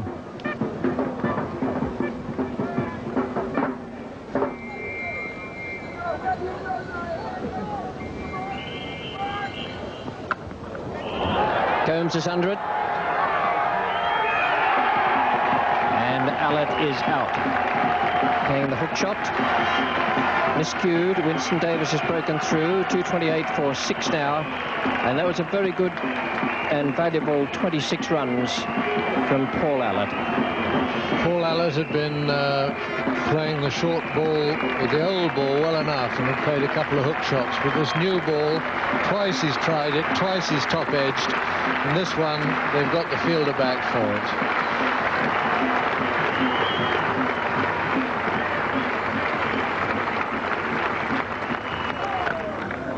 Ooh, that's a good shot. Quite immaterial that it was played off a no ball, but he was in position for it and pulled it away beautifully. One of the really good pull shots we've seen this series.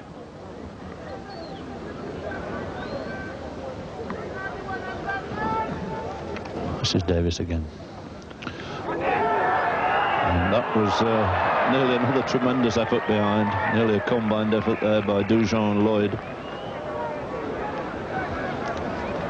Well, this was a very quick ball indeed. It's gone down very short, and Alan Lamb has started to duck. Then he realised it wasn't getting up. It's whistled out there. Dujon's punched it into Clive Lloyd. Clive Lloyd's had 2 grabs at it, but it's found its way down. Holding again to Cook.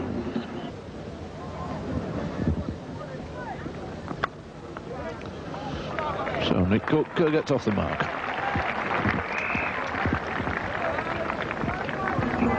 So that's 238 now for 6. Just the 1 man out this morning. Paul Allett. Fall into Davis for a very well played 26. Alan Lamb on 72 as a non-striker. It's Nick Cook to face at the moment. And he squeezed that away through the close array of catches there, and it races down to that third man boundary for 4 runs. So they've gone pretty well here, England, this morning. It's been an exceptionally good fight back. Full marks to Allett for his 26, but the innings of the morning so far going to Alan Lamb. He's on 72, and the one hope that England can avoid the follow-on.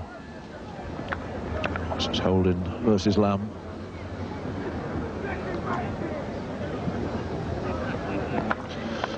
That's gone through for 4. Good on drive, fairly through the bat at that one. And Lamb marches on to 76. Already made 2 very good hundreds. And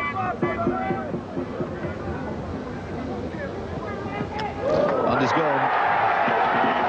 Crash of timber behind. And Nick Cook, now they're really playing forward and back there. And Michael Holding snaps up his first wicket of the innings, still leaving him 257 for 7, with Cook gone for 13. Perfect length ball, this.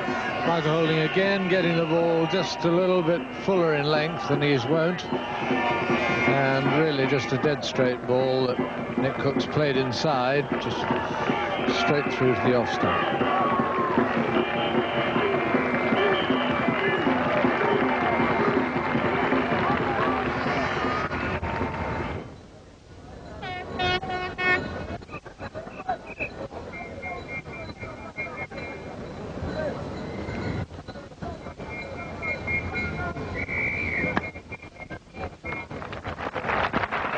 Will he go for 1? Will he go for 2? Or will he try for 3? Or it's got to be 4.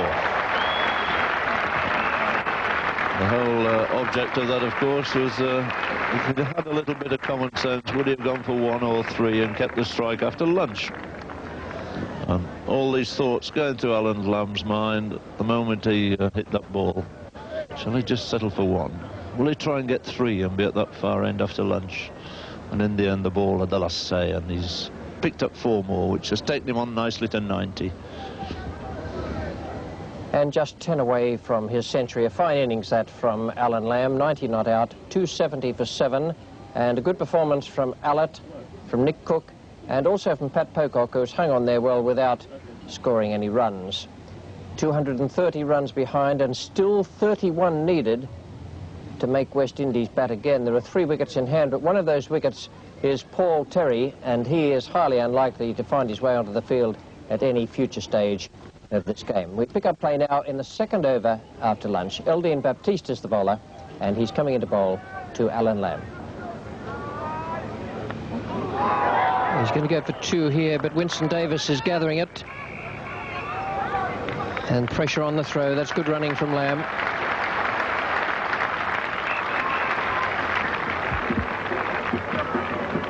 That must have gone very close to the off stump there.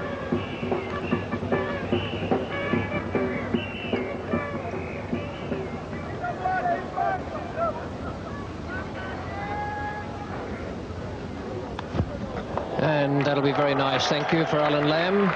Takes him now on to 98. Touch of good fortune. And it steered itself just wide of Clive Lloyd. Means that Pocock has to face Garner once again.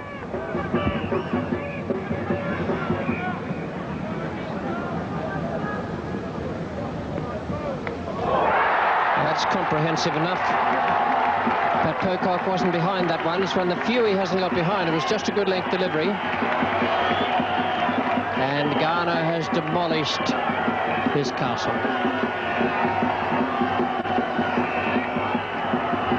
There are 21 runs put on by Lamb and Pocock. Pocock was just there as a passive partner, not worrying about scoring, just trying to stay there with the upper order batsman.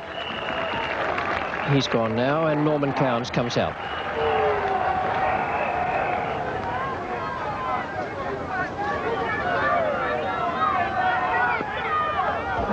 Too late, too late. Garner has done it. The off-stump cartwheels back again in the most conclusive manner possible. And Cowans goes, but will Terry come out? The question now of whether young Paul Terry will make it to the centre, because that is over. and there may be no need at all for Terry to face a ball. Lamb could reach his 100. I don't think there's any question that Paul Terry is going to come out. It's probably a last-minute decision up in the dressing room, and he's certainly on his way. Here he comes, and Clive Lloyd, I think, being the sportsman that he is, I very much doubt that he would have appealed however long it had taken Paul Terry to get there.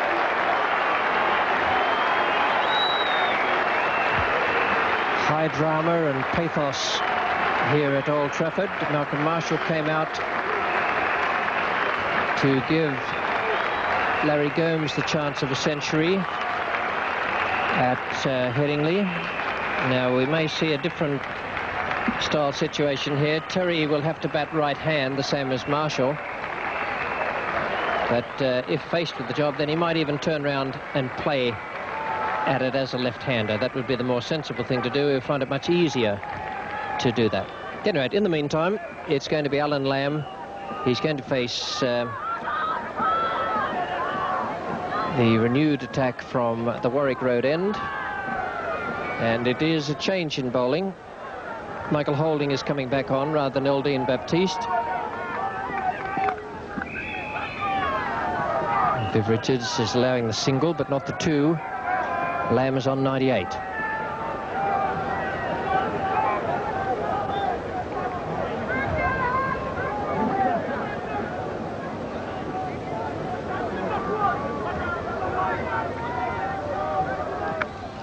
And he's got it away. Got to take two, and will do so. 100 to Alan Lamb. He's the first man in the history of Test match cricket to score 3 centuries against the West Indies in a series in this country. Alan Lamb looking at the dressing room, seeing if David Gower is going to call them in or leave Terry to bat. England needing 21 now to save the follow-on. Quite a situation.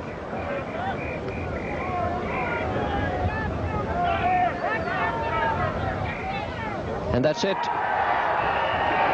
So it was, from the point of view of Terry actually batting, a gesture, but a brave gesture to come out there, because he might have had to face a couple of balls before Lamb reached that century. Lamb 100 not out, 3 centuries in the series against the West Indies, and that's put into true perspective when you consider that the West Indians have already won this series against England. An unusual finish there to the England second innings, but certainly a brave effort on the part of Paul Terry to come out and steer Alan Lamb through to that 100 not out. 280 all out England. That's 220 runs behind the West Indies. Some impressive bowling figures there. I thought Harper bowled well, even though he didn't take a wicket. Garner was all menace out there for his 4. 2 to Davis, who bowled very fast all the way through. 3 to Baptiste, and 1 to Michael Holding. So England now set out on the long haul. They had 86 minutes to bat up to tea, and then another 2 hours to try and survive through to the scheduled time for drawing stumps. No easy effort, I can tell you. And here we are with the very first ball of the second innings. Graham Fowler is taking strike, and Michael Holding is the bowler. Ooh, I didn't like that too much. That wasn't all that short, and it still went through shoulder height.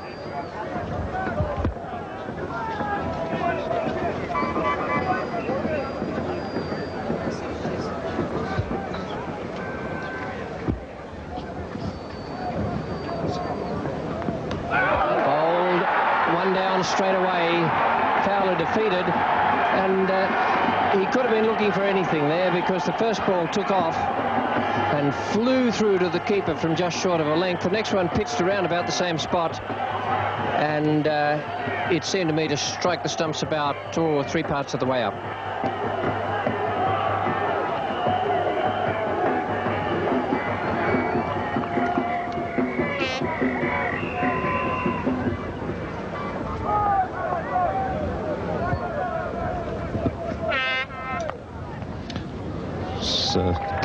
quite anxious for that run. And naught here in the first innings, so safely away in the dreaded pair.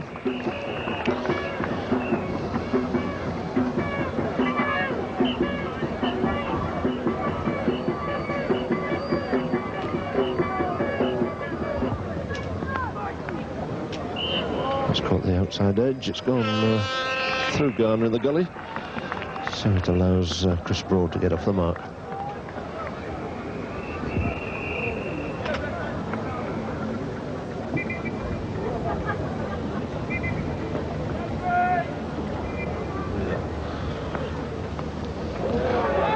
He's thrown it high in the air and Downton's gone, and Lloyd all the time in the world, and he's not quite sure what he's bringing him back now. He's tossed it high, appealed for it, then he had second thoughts. He seemed to catch it so casually, and that was quite a remarkable incident. He tossed it high in jubilation to begin with, possibly then gave it a second thought and realised he might have pulled it up on the half volley. Well, a noble gesture from Clive Lloyd.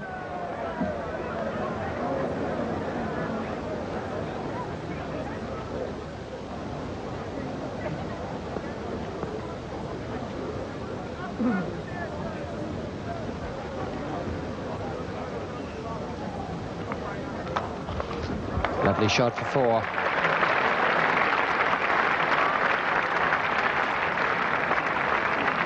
Well, that was absolute copybook stuff.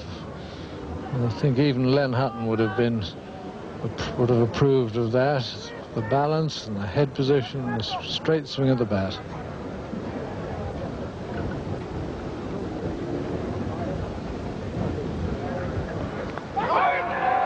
And that is not met completely with Chris Broad's approval. Well, this ball coming in on a very wide angle, and of course the problem is that Chris Broad took his bat away from the pad completely, so I think he will be judged not to have played a stroke.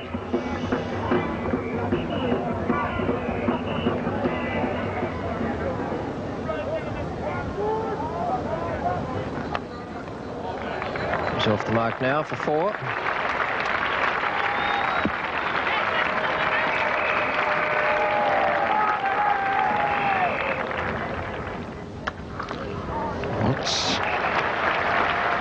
Remarkable shot.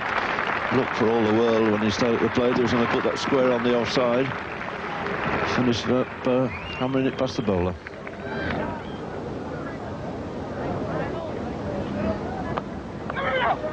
And that's very close. It's a brilliant piece of work. Well worth seeing again. It's gone back. And up go the West Indies. Interesting decision. A very close one, and I would suspect a very good one from Harold Bird.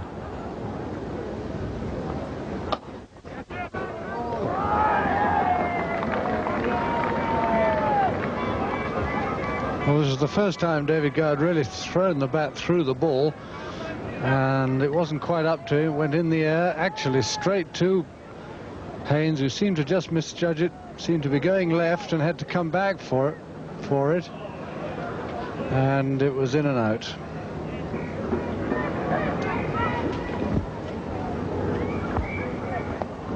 That's bad luck. Paul Downton has defended so dourly out there and has worked so hard. It's always a pity when you're out playing on, and when the ball in fact just trickles onto the stumps. Well bowled, Roger Harper. Second wicket for him. He's given a good performance in this match so far.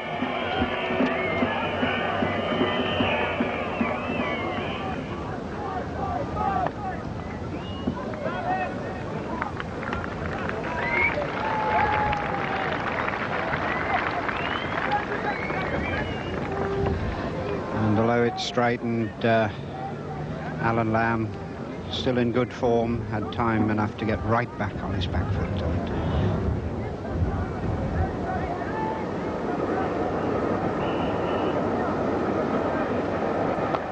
Nicely placed and very well fielded.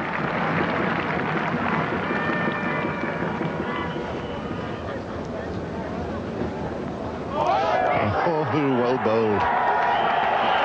So third wicket for Harper. Lamb goes this time after that great 100 in the first innings. He's gone for 9, and it's 99 for 4. Yes, I don't think there's much doubt that this was going down the leg side, just brushed the pad and straightened it out and just clipped the outside edge of the leg stump.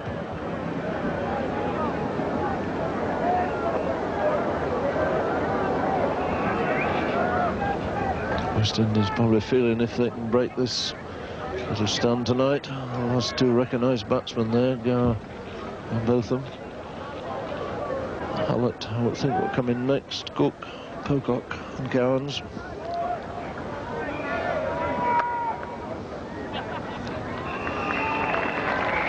So the 100 finally comes up for England, but they've lost 4 wickets reaching it, and we're into the 48th over. England still need another 120 runs.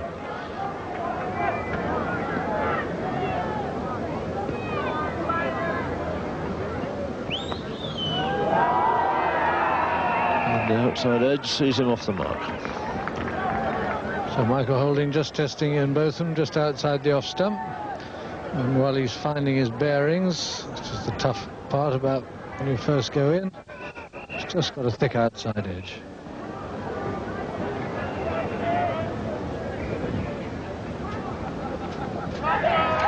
And he's asking and he's gone, and Botham's out. Caught at short leg. Fairly simple chance there.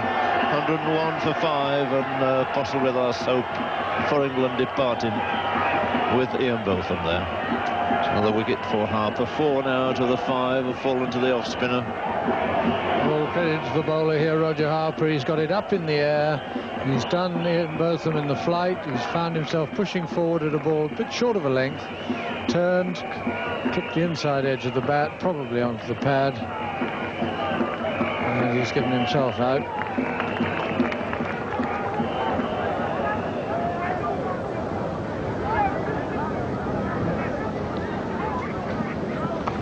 Well, that's short. Plenty of time for Gower to get into position, swing at it, hook it away finally for 4 runs.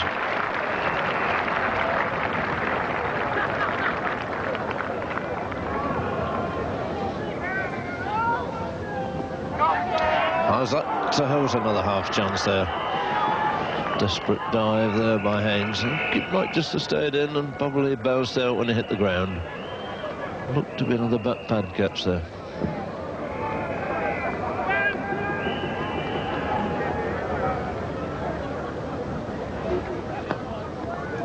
That's a good shot. First time anybody's offered anything of an aggressive note to Harper. He's bowled the whole time with nobody past mid-on.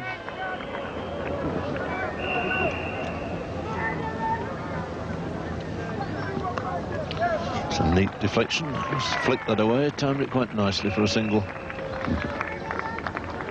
Always nice to get into double figures. Allett going on to 10. No more runs added, and England finished the day, the 4th day of this Cornhill Test, at 120 for 5. 100 runs behind and needing that many to make the West Indies bat again. David Gower, 43 not out, played really well today. Paul Allett, 10, batted with all the courage and determination he showed earlier, but there's not much left there with due deference to the England tail. Holding 1 wicket, Harper just rewarded there, 437 from 23 overs. He didn't take a wicket in the first innings, and that was a very, very good sight to see him wheeling in from the Warwick Road end today. The situation in this match then is rather desperate for England. They're 100 runs behind. They have 5 wickets in hand, but one of those wickets is Paul Terry, and I doubt very much. Play now with the 5th ball of the day. The off's rather desperate for England. They're 100 runs behind. They have 5 wickets in hand, but one of those wickets is Paul Terry, and I doubt very much if we'll see him again tomorrow. Well, there have been a lot of highlights in this game. Many of them have been produced by the West Indians, and it has been a very good match as far as Clive Lloyd is concerned. But for Alan Lamb today, it was a tremendous performance. In the second Test match at Lord's, he made 110. In the third Test at Headingley, he made 100, and I thought that was the best innings I've ever seen him play. I doubt if this one at Old Trafford was as good as that, but it is still a very, very fine performance, 100 not out, and he's the first England player to make 300s in England in a series against the West. Day of the 4th Cornhill Test match at Old Trafford. Welcome to the highlights, where England started the day in a very, very rough situation. A few clouds around, and play began half an hour late, in fact, because of some early morning rain. But it looked as though England, in the absence of any weather intervening, were in for a very, very difficult time. 120 for 5 they were, with the skipper David Gower 43, and Paul Allett, who played pretty well yesterday, 10 not out. The match situation, England began the day 100 runs behind. We pick up play now with the 5th ball of the day. The off-spinner Roger Harper is coming into bowl to Allett. No runs have been added. Behind, they have 5 wickets in hand, but one of those wickets is Paul Terry, and I doubt very much. Play now with the 5th ball of the day. The off-spinner Roger Harper is coming into bowl to Allett. No runs have been added to the overnight total. Oh, Desmond Haynes has picked him up, but it must have scrambled out of his hands there. We're obscured by Paul Allett. The umpire had given him out, but it must have jarred out behind Paul Allett. And I think if we watch carefully, we'll see Desmond Haynes makes the catch, and as he hits the ground, his elbows jar. He's got the catch, bang, and out it comes. A little bit unlucky there. Very good piece of fielding, and here we can see it again from the Warwick Road end. Little inside edge onto the pad. It's up there a long time. He's caught it, and as he hits the ground, and there's Don Oslier giving him out.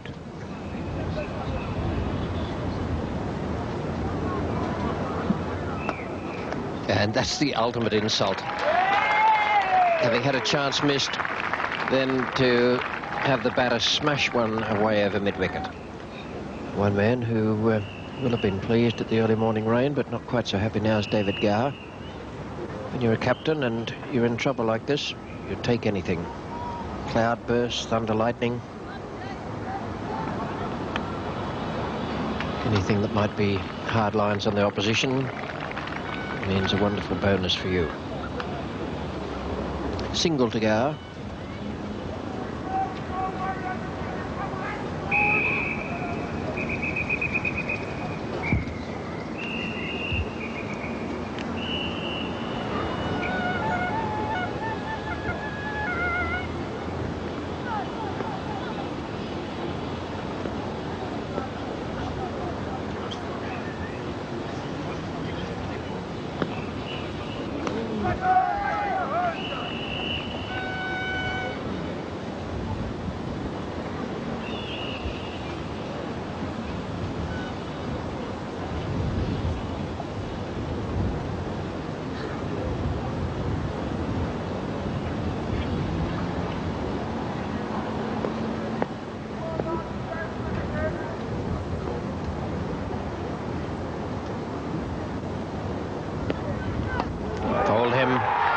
Slightly quicker one from Joel Garner. The 6th wicket goes down. Paul Terry is the 7th, and only 3 now stand between West Indies and victory.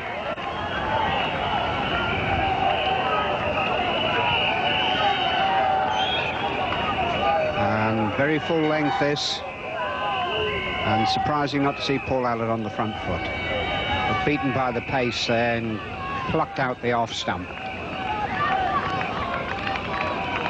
There it goes, and bang. No better sight for a fast bowler than that.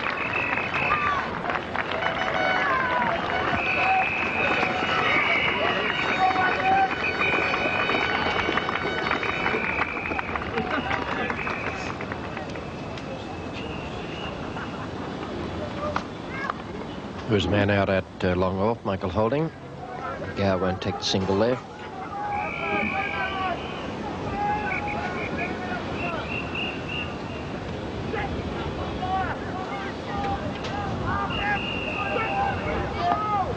Nicely placed. Could look for 3 or just keep it at the 1, or in fact Garner could let it go for 4. But Gower is just worried about the single. And I don't think Clive Lloyd's all that pleased. I think he was shouting out to Joel Garner to let it go. fact, Gow has managed to keep the strike. That's 45 not out for David Gow. Nick Cook hasn't yet faced a ball. A long conference going on there between Gow and Cook. Still to come, Pocock and Cowans. Terry would bat only in the most dire emergency imaginable. That would be if rain has delayed play and there were just a couple of balls by which England could escape.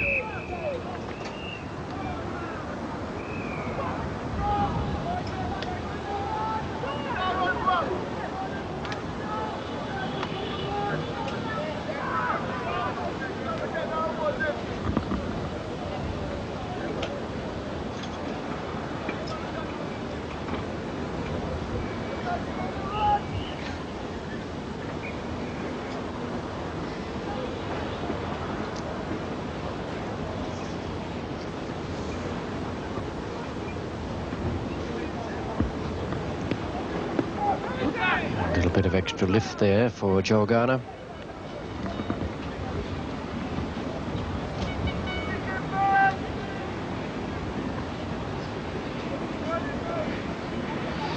Yes, and this delivery looked as though it went through the top of the wicket here.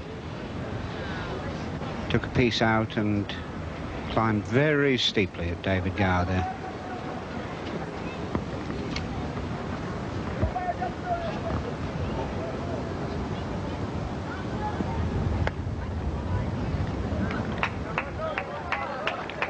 And Greenwich is making no haste. He's quite happy to let it go for 4, but in fact Gow has taken the single once again.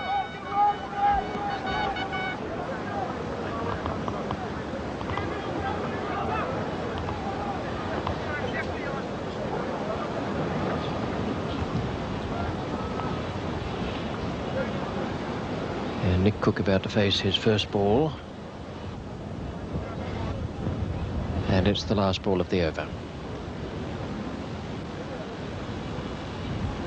Harry Gomes goes to Goldie. Greenwich in close on the offside, and Garner, thoughts going through his mind at the moment, may well be to produce the very best Yorker of which he's capable.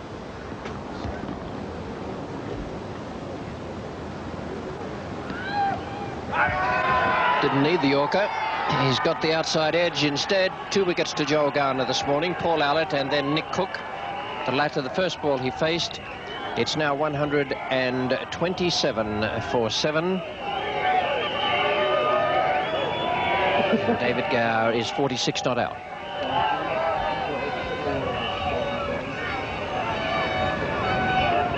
Well, no real effort at a shot at all there by Nick Cook, just pushing at it, not behind it. Little outside edge, and that's out, and he's on his way.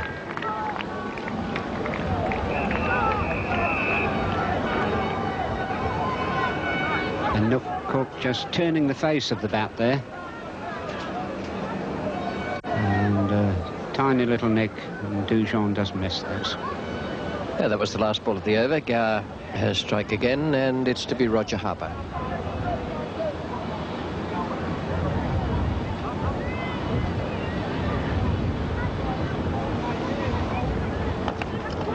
Ooh, and that must have hurt. Haynes is not having much of a trot. He's dropped 2 chances and then got one right on the shin bone.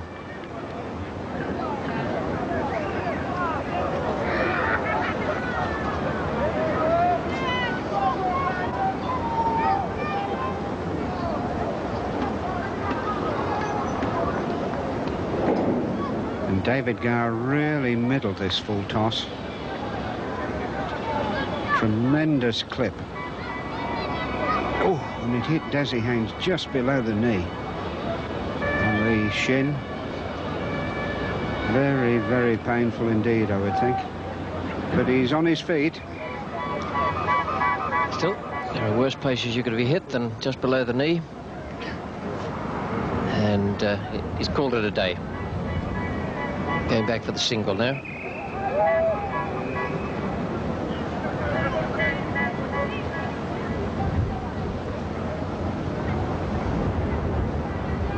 Field goes back now to stop the single.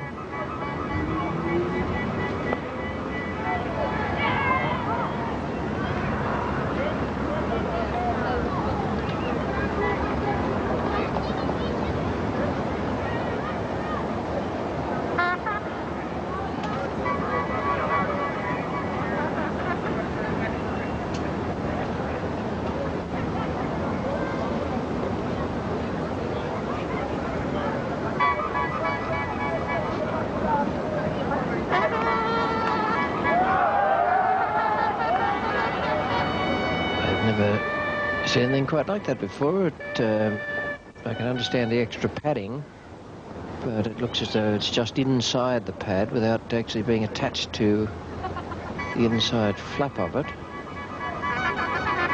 It's interesting seeing this padding flying out of David Gower's pad here. Strange enough, it's the back pad.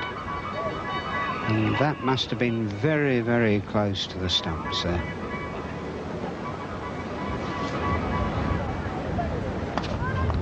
Garner, third man out this morning. Pocock goes.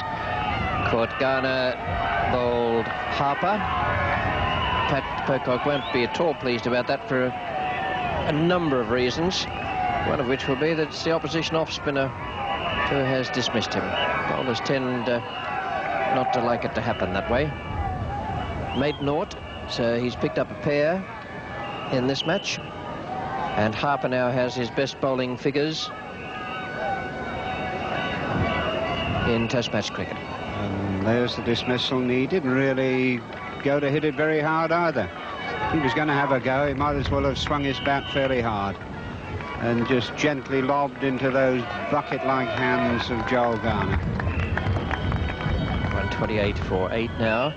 England having started the morning at 120 for 5. That was with Gower 43 and Allard on 10. Exactly 100 behind. They've now gone on to 128 for 8. And Paul Terry will certainly not bat.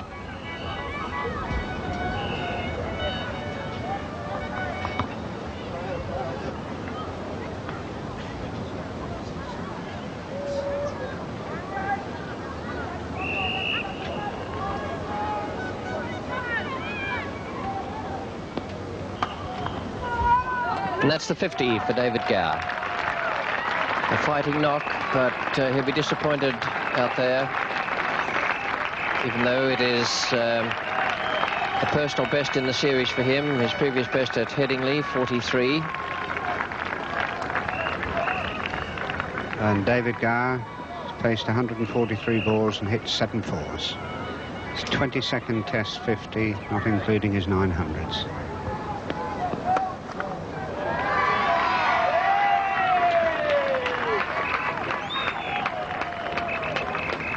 Up an easy 2.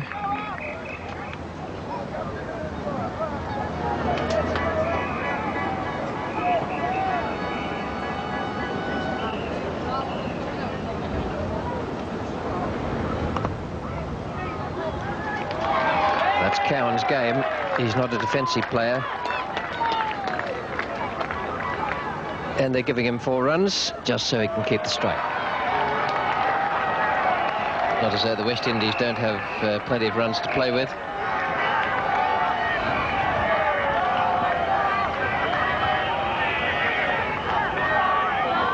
It's a bit ambitious to be bowling without an outfielder, Norman Cowans. He's got a hit like a kicking mule, and he really gets onto one. It can't have been far away. I felt it probably hit him on the back leg.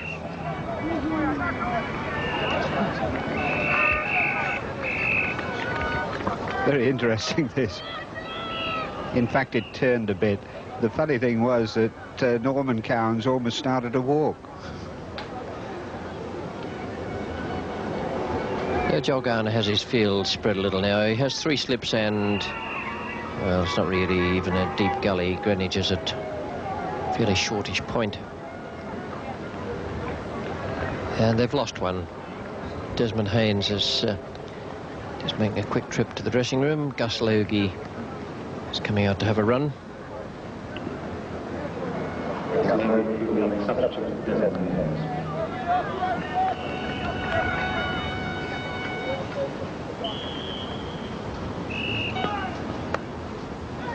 Before there for Gower, no third man. Takes him on to 57, and he'll be casting half a glance up at some of the very heavy clouds coming over from round about mid-on as he faces Joe Garner. The light is still quite good, but the clouds are sweeping across fairly quickly now. In fact, the sun is out over the ground, but not about half a mile away. Looks fairly bleak.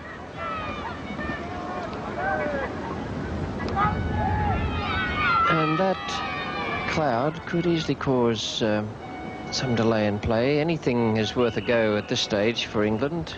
If they can just hang on, and if that cloud does burst over the ground, you just never know with these things. A forlorn hope it may be, but definitely worth clutching at it. 142 for 8, and England still 78 runs behind. Harper to bowl to Cowans, and after Tom Graveney it'll be Jim Laker. Yes, well, I think the clouds won't come soon enough and the rain won't come quick enough. It's only one wicket really between West Indies and their 4th consecutive win over England, and Harper coming in now. And Cowans has a big swing at that. I don't think he got anywhere near. I think 4 byes he tried. 4 byes against Geoffrey Dujon.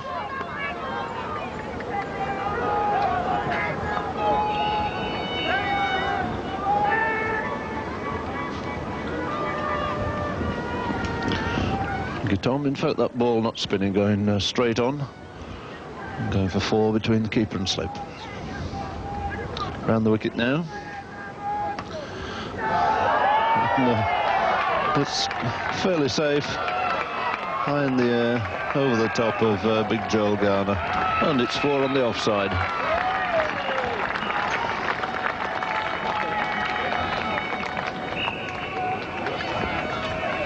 The lofted off drive.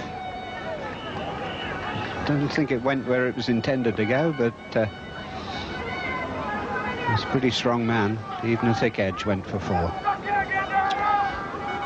150 up now for England. He's down, he's given that a mighty big hit, and that's soared away over Gus Logie, the substitute fielder, into the seats for 6.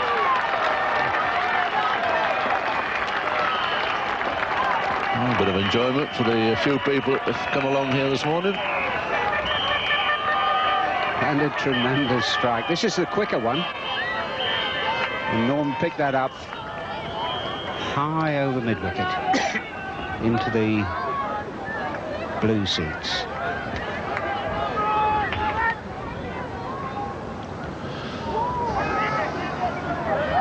Oh, he's got him out. Would you believe it? An almighty mow he had at that. He's around the pad. He was slowly spinning back. He was looking to see if he'd middled it or not. And whilst his eyes were far away, the ball slipped very quietly back. Knocked off a bail, and it goes down as bowled. So 156. Carnes out after that brief little flurry. And of course no Paul Terry, so that is it. Well, how unlucky can you get? Watch this. He swishes away, goes very, very high. And it just bounces down, gently knocks the off bail off. Quite remarkable. Well, it's been a bit of a remarkable cricket match. Indeed, it was a remarkable match, and there the England captain David Gower is left high and dry on 57 not out. That's not a very good-looking scorecard.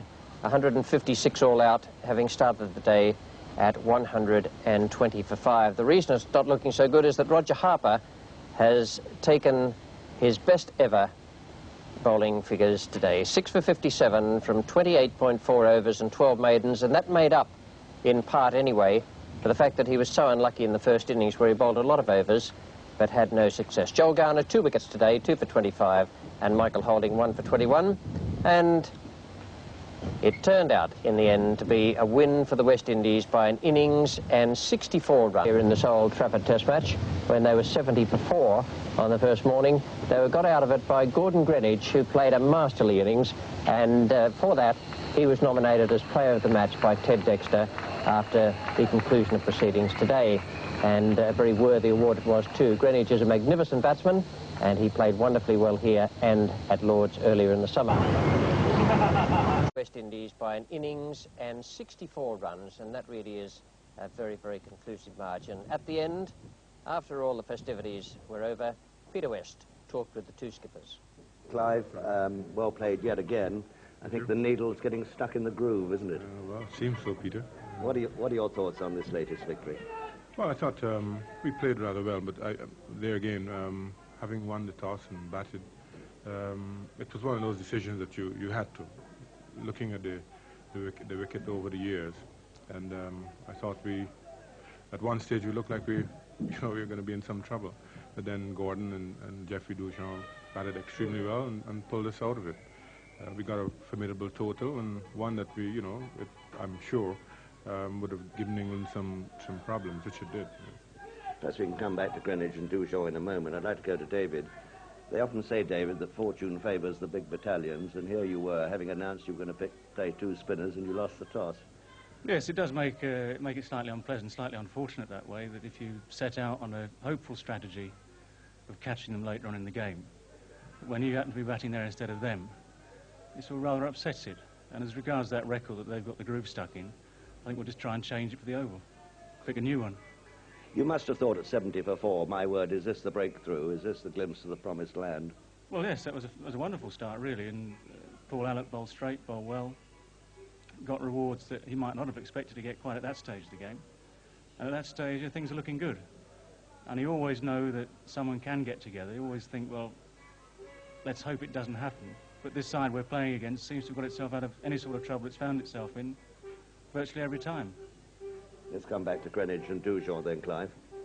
Yeah, well, Jeff has never really made 100 outside of the West Indies, and it was good to see him, batting the way he batted. Put his head down, played quite sensibly, and he's a magnificent player.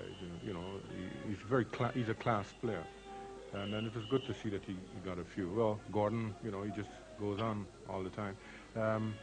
He's been batting extremely well this year. Well, looking at his results, it seems that he loves England. For some reason, he loves batting in England. He's got some marvellous scores in England, and he's one of our frontline batsmen for quite a long period now. And you must be pleased that your young spinner Roger Harper is coming on so productively. Well, yes, I think we were looking for somebody of that nature for the last couple of years. I mean, during my period as captain, I've tried about 14 spinners, but nobody came up, with the goods like Roger. And I think that he's a perfect foil for our fast bowlers, and I think he's learning with every game. And when is the production line of West Indies fast bowlers going to end? Is it ever going to end, Clive? Because you call up Winston Davis, and he was very lively here today, wasn't he, in this match? Yes, he's very quick, it's no doubt about that, but it's just that at times his line is a little bit wayward. But he's a good prospect, and I hope the production line continues. David, let's talk about the good things in the England performance.